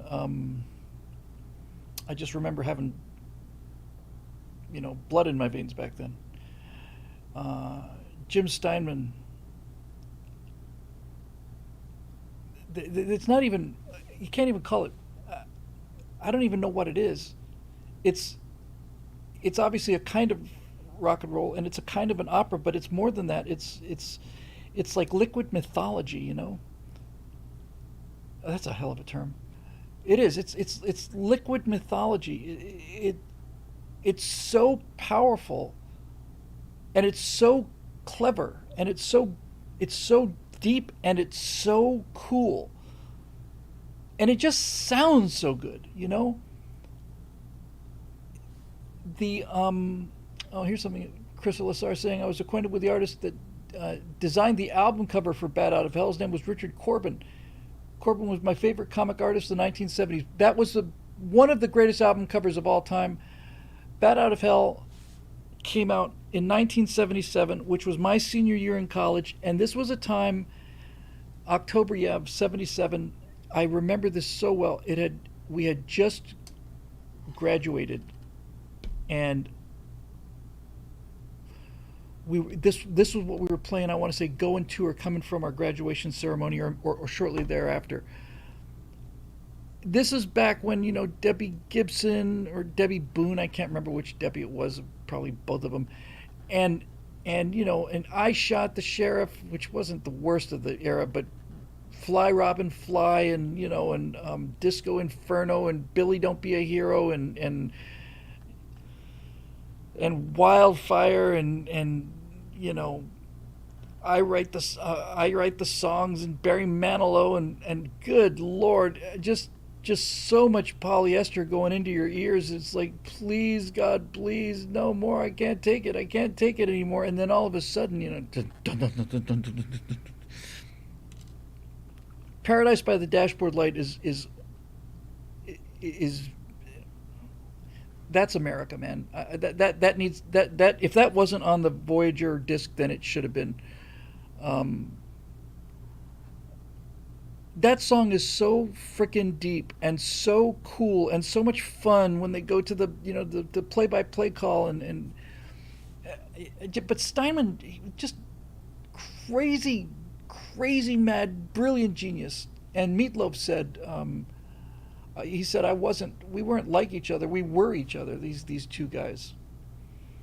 And that is not a great looking guy, that Meatloaf, but my God, could that guy sing. And he was a great actor too. He was great in Fight Club. He was great in Fight Club. I can remember listening to Paradise by the Dashboard Light for the first time. And then, so for those of you, a spoiler alert, if you haven't heard this song yet, you're missing something. But I remember the end of that song when it's like, what's it going to be, boy? Yes or no? What's it going to be, boy? Yes or no? And so finally, he scores. Hooray! We're all red-blooded American 17-year-old teenage boys, and we're thinking, hey, hooray! Congratulations, well done. Way to go, dude. And he tells her what she wants to hear, and I'm thinking, okay, so that was kind of fun and cool. And then the last lines on the song, he says, so I swore that I would love you till the end of time. And it just sits there for a second, just sits there and sits there. And then he says, so now I'm praying for the end of time. So hurry up, man alive, because if I had to spend another minute with you, I do not think that I could really survive. I'll never break my promise or forget my vow, but God only knows what I will do right now. I'm praying for the end of time. It's all that I can do. Praying for the end of time so I can end my time with you. That's wisdom. There's just so much lived life in that ending. It's like, it's so freaking perfect.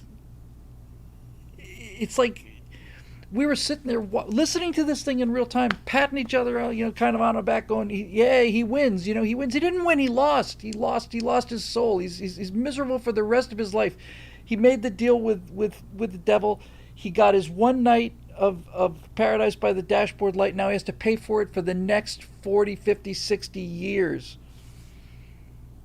What? Of course, you could play that for people today, for Gen Z today, and they wouldn't understand it. It wouldn't make any sense to them. What do you mean? Well, he promised her that he would love her forever. He promised her that if she'd have sex with him, then he would stay with her for the rest of his life. He did what? Yeah, that's how things used to be. That's what it took.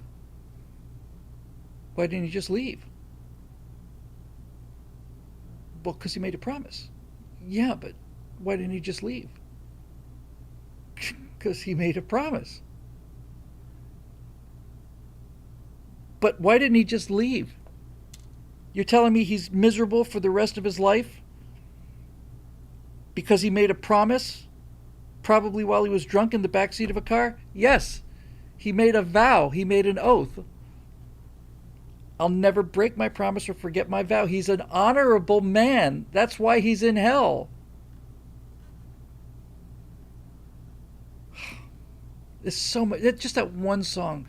That one song. There's so much in that song.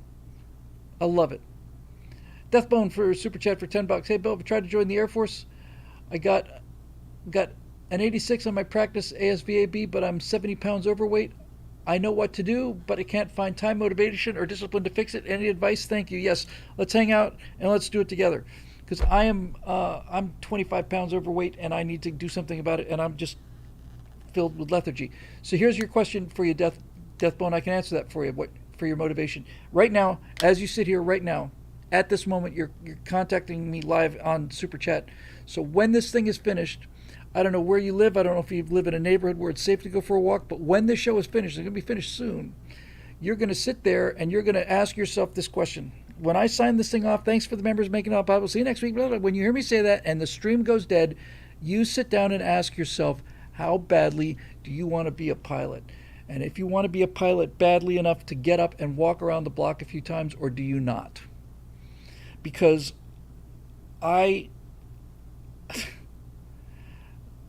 there was this girl I wanted to impress in 1988. It's somebody I'd known, since high school. And in 1977, I was I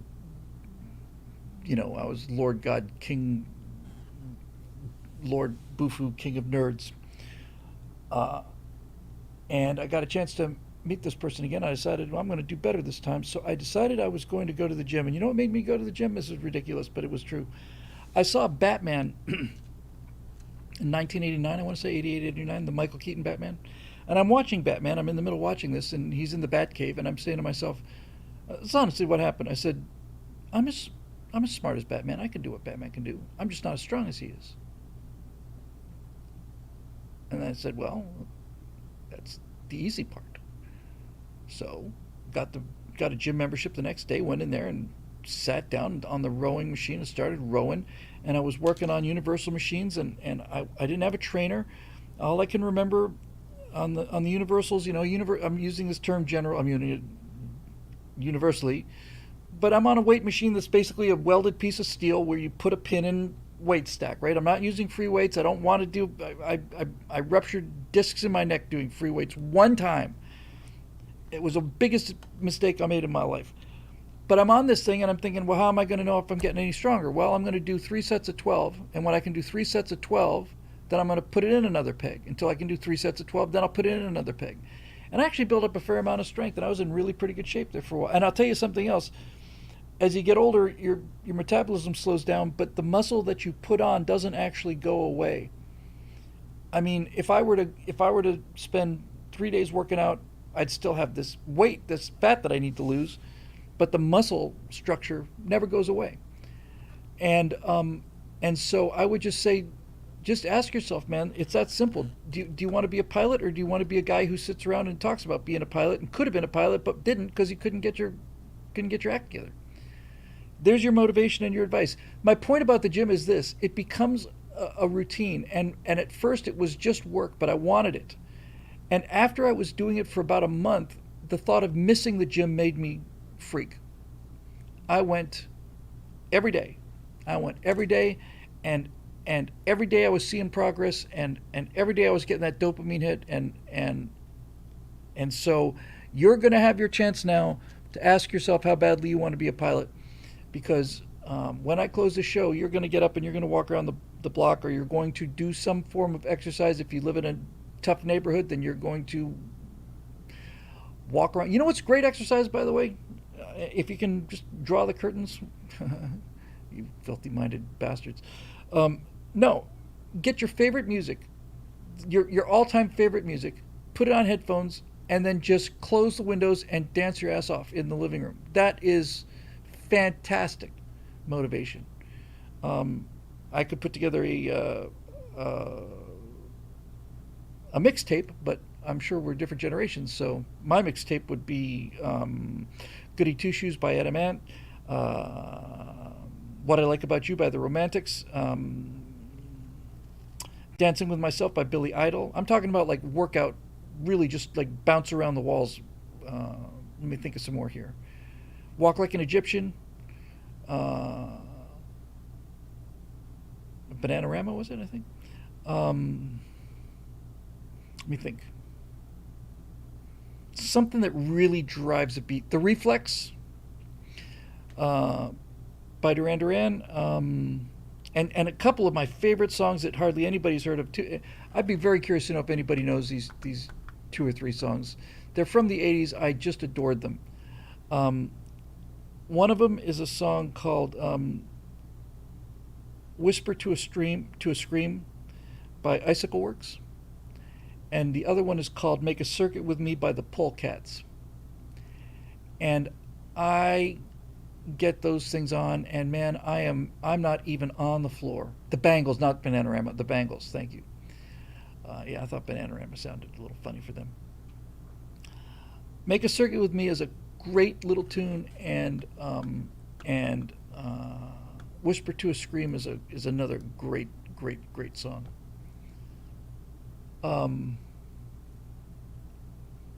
St. Elmo's Fire can get you going a little bit every now and then. But do it, Deathbone. You know you're going to do it. You already know the answer. You're going to get up. You're going to do the exercise because you're a man. You're not a communist. You're going to get up and you're going to do some exercises, and then the next time you ask yourself, "Oh, I don't know if I have the motivation," you're going to get up and you're going to do it again. By God, or else I'm going to come down there, find out who you are, hunt you down, and kick your ass. This is not acceptable behavior for American patriots, especially ones that want to push to supersonic speeds and blow communists out of the sky. That's what makes life worth living. Okay. Do it! and don't think about it. Jay Jackstone. I'm so sorry, Jay. I spent 20 minutes talking about what a cool name it was, and then I flew off and wandered around the neighborhood as I wont to do. Hi, Bill, long-time listener, first-time caller. Hooray. You, Stephen Scott, are the only political commentators that I care to listen to. You're the only person I can find on the internet that can talk about the topics of sci-fi, space, flight, science, military history, and conservative philosophy at a deeper level than in what is typically found on the internet and political commentary. Thank you very much. That's very kind. Here's my question, comment. Hopefully it makes sense. On the last stream, you were discussing the computer simulation theory and this universe as a creation of someone, and you described the afterlife like a saved profile on a backup server. I believe this is inverted. I see where you're going with this. This is a profoundly good observation on your part. In Christianity, the life after this one is described as more real and better, at least to those who follow a certain path, meaning free will, with our actions and beliefs affecting the next life. Not an expert, but I think most other religions describe something similar. In keeping with the computer simulation analogy, this life is more akin to a test server or a tutorial level. We haven't even started the main quest yet. Thoughts? Buddy, I gotta tell you, we haven't even started the main quest yet is a sweet, lovely, sensational way to look at life. I hope I answered most of this earlier when I was saying the business about saving them wasn't about the mechanics of the simulation. It was about the ethical decision about whether or not you as the creator or the user would save something you liked if it was as simple as pushing a button. You know, this is the whole thing. Well, why is there an afterlife? Why would God create an afterlife for us? Because he hit save. Because he hit yes. Yes or no? Save? Yes. You're not running out of storage space. Do you want to put him in a nice place or do you want to put him in a rotten place? Well, I got a chance to see this guy and he did some stupid things, but he kept me amused. And it turned out he was a good guy. So yes, I'm going to put him in a nice place. In fact, I keep the not nice place for very, very, very. In fact, may not even have a not nice place. I don't know. Maybe the things that happen to people like Adolf Hitler is that maybe they don't spend eternity in hell. Maybe they simply go away. They're just no. I'm not saving this one. They're gone. They're just plain gone. And Hitler just being the most visible example of what I think you would deserve, what I think you would need to look. We're here to make mistakes, right? Nobody comes into this life with instructions, and nobody goes out with the ability to write them either. Although you certainly know more going out than you do coming in. My life is any example. But what would you have to do to be evil enough to go to hell, or oblivion, or just, if you want to take this analogy, beat it into the ground, then what would it take for you just to be, no, this one can just disappear. We don't need to keep this one. You don't have to kill 6 million Jews, you don't have to do anything like that. I believe that the law is correct when the law makes a distinction on the idea of crimes of passion versus cold-blooded murder. You come home and you find your wife in bed with, that damn milkman again for the 40th time, and you see red and you end up doing things that your biology is telling you what to do. That doesn't excuse the murder. You've ended somebody's life, or both of them, and there's no bringing that back. But that is a different kind of a thing. It's a different kind of a human than somebody who sits down and intentionally destroys people's lives for fun. Iago, in this particular case, in Othello, widely considered to be the most perfect villain ever written. Iago is evil because he likes it. He has no objective other than the destruction of somebody who he's jealous of. He just doesn't like Othello, and so he destroys him. And he destroys all the people that are with him too. Just destroys them. And he does it because he likes it. And he's not unaware of it, and he's not doing it for some higher purpose. He just is a bastard. And that, to me, is the distinction.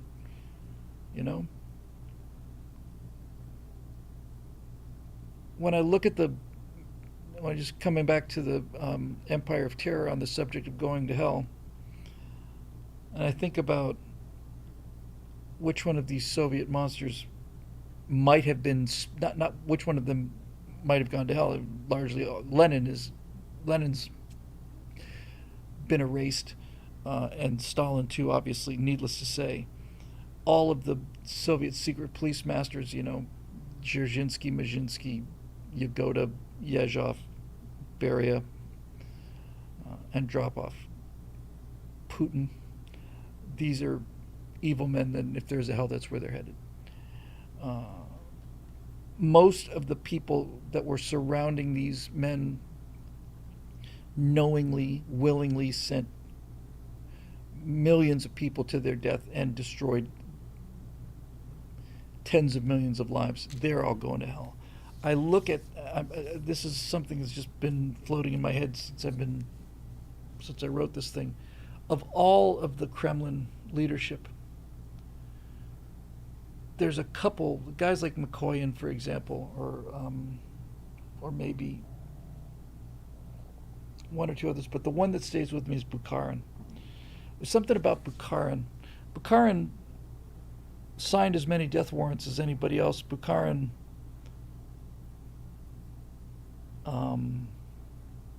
had a lot of blood on his hands. But of all of them, Bukharin was the only one that struck me as being a human being. Bukharin was the only one who struck me as having genuine remorse and a soul. It's like Bukharin was the only one of them that was a human being, and he killed thousands of people. Not through his theories. I mean, he signed the same number of warrants. He was top level Politburo guy during the formative years of the Soviet Union. Bukharin doesn't get a pass, but Bukharin, maybe it's because Bukharin just suffered. I don't know. But if I had the power to pardon any of these people in the Soviet Union, I'd have the death penalty and hell or oblivion for all of them except for Bukharin, who I would commute to life imprisonment. And I don't know why that is, but if you look at pictures of Bukharin, you can see it. If you Google him now, you'll see that there's a kind of a light in his eyes, and they felt it too. He was called the darling of the revolution, and Lenin loved him. Everybody loved him. He was different. He was playful. That's what it is. There's a playfulness to him. There's something about that with Elon Musk too. There's a certain kind of a lightness, a certain kind of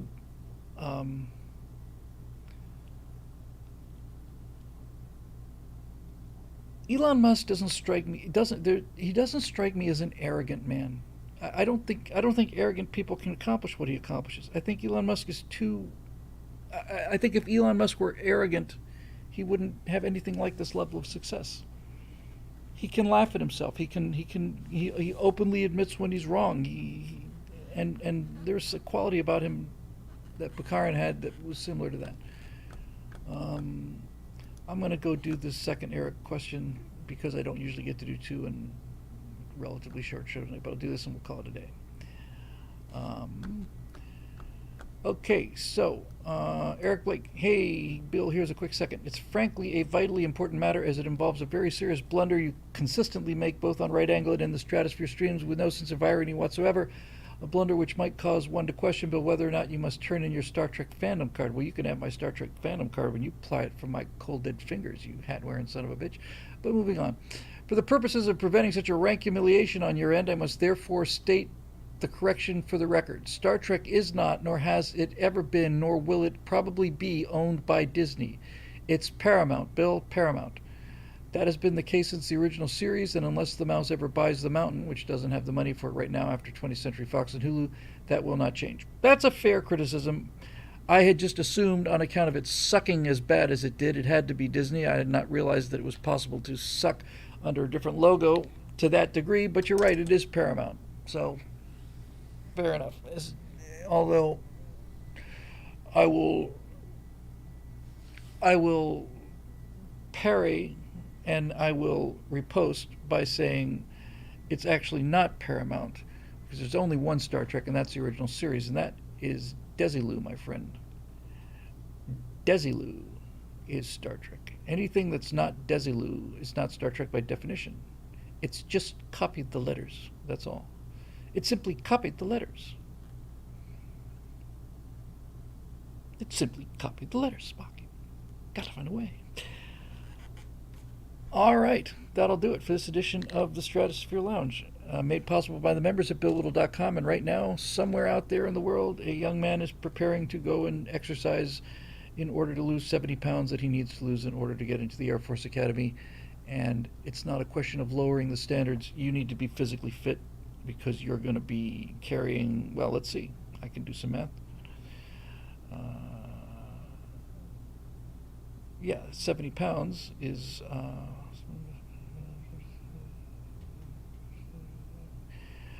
you need to lose 560 pounds there, Jack, because that's what that 70 pounds is going to add to you at 9 Gs. You need to lose 560 pounds, and I expect you to get on it. I don't want to hear any excuses either. You know what to do. That's why you asked. The reason you asked the question was because you wanted somebody to tell you that you needed to get up and get those exercises done and put away the sugar or whatever the case may be. Come on, Deathbone, with a name like Death. You can't let us down with a name like Deathbone. You know, if your name was something like, you know, I don't know, you know, Flu Ankle or something, then that would be something that you might, you know, chicken out on, but you're not. It's Deathbone, by God. So get on out there and, you know, and do that. All right, that'll do it. I can hear the vacuum cleaners are approaching. That means the time is nigh. So thanks, everybody, for joining us. It's been a pleasure being here. It's always fun talking to you, crazy, nutty, wacky. I missed some super chats. Oh, my gosh. Somebody said I'm not doing super chats anymore. Okay, let me see. Rusha Dark, paying to see Bill debate Candace on 9/11 atomic bombs. Me too, me too, me too, me too, me too. I would delight doing that. Here we go. Sorry, I missed one. It's a super chat from Ed Peace. Bill, have you ever heard of synthwave or outrun music? No, I've never heard of either. I know it's, well, I don't know. I think you'd dig it. It's heavily based on 80s utopian anesthetics. Or maybe aesthetics. It's probably autocorrect. I know you like the 80s. I love the 80s. Synthwave or outrun music. I will make a note of that right now. Hang on a second. Let's see what YouTube pulls up if I type in synthwave. Let me try the other one. It sounds cool. Outrun music. Hang on. Let's see what we got. We're taking action. We're not just sitting around here. This is a place where we do things, not talk about them. He says as he sits at the keyboard and types athletically.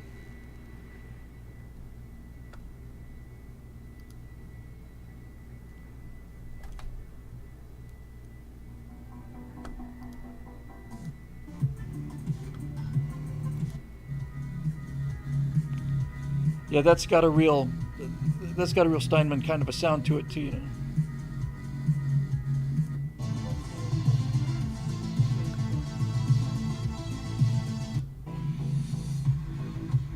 It's a little generic, but there's something to be found there. So I will go looking for all of those because I dig the vibe. I remember when music started going back to instruments with Jane's Addiction and Guns N' Roses when the 80s were coming to an end. I went, no! Oh, we're going to go grunge now, are we? We're going to go from our frickin' wide lapels, frickin' Jetson space double-breasted jackets with our frickin' silk skinny ties with the Japanese characters on it and our badass shoes and, you know, and this groovy hair, and now we're just going to all wear frickin' flannel. Great. That's when this future started to suck, was the 90s. That's my theory, and I'm sticking to it. All right. Did I miss any others? I think that's it. Let me have a look. I want to make sure, because I take this very seriously.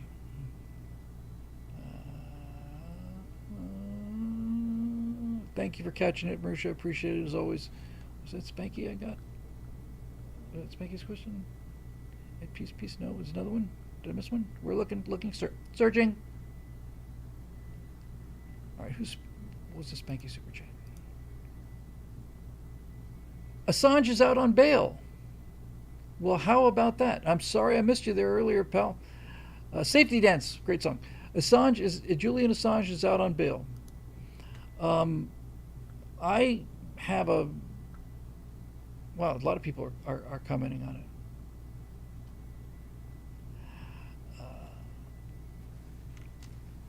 I have an inclination to be the kind of person to respect state secrets, especially military secrets, but I am and have been for a long time now utterly convinced that the danger from too much secrecy is much greater than the danger from not enough secrecy. So I guess I'm probably pretty happy to hear that. So there you go. Okay, that'll do it for this edition of Stratosphere Studio. This thing is going to go away tomorrow. I'll just shave it off myself and join the Air Force Academy myself. I'll take his spot. This news apparently just broke that Assange is on bail after a plea deal. Hooray. All right, good. All right, so YouTube, thanks for joining us. It's been a pleasure having you, and we will see you on Thursday for the Stratosphere Lounge. Oh, no, wait, wait a minute.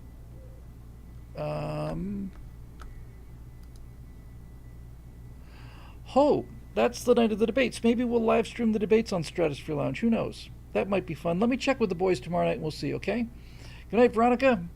Nice of you to say, my friend. Good night to all of you. And we have Friends in Low Places, which is, I'm not a huge country fan, but Friends in Low Places is one of the greatest songs ever written.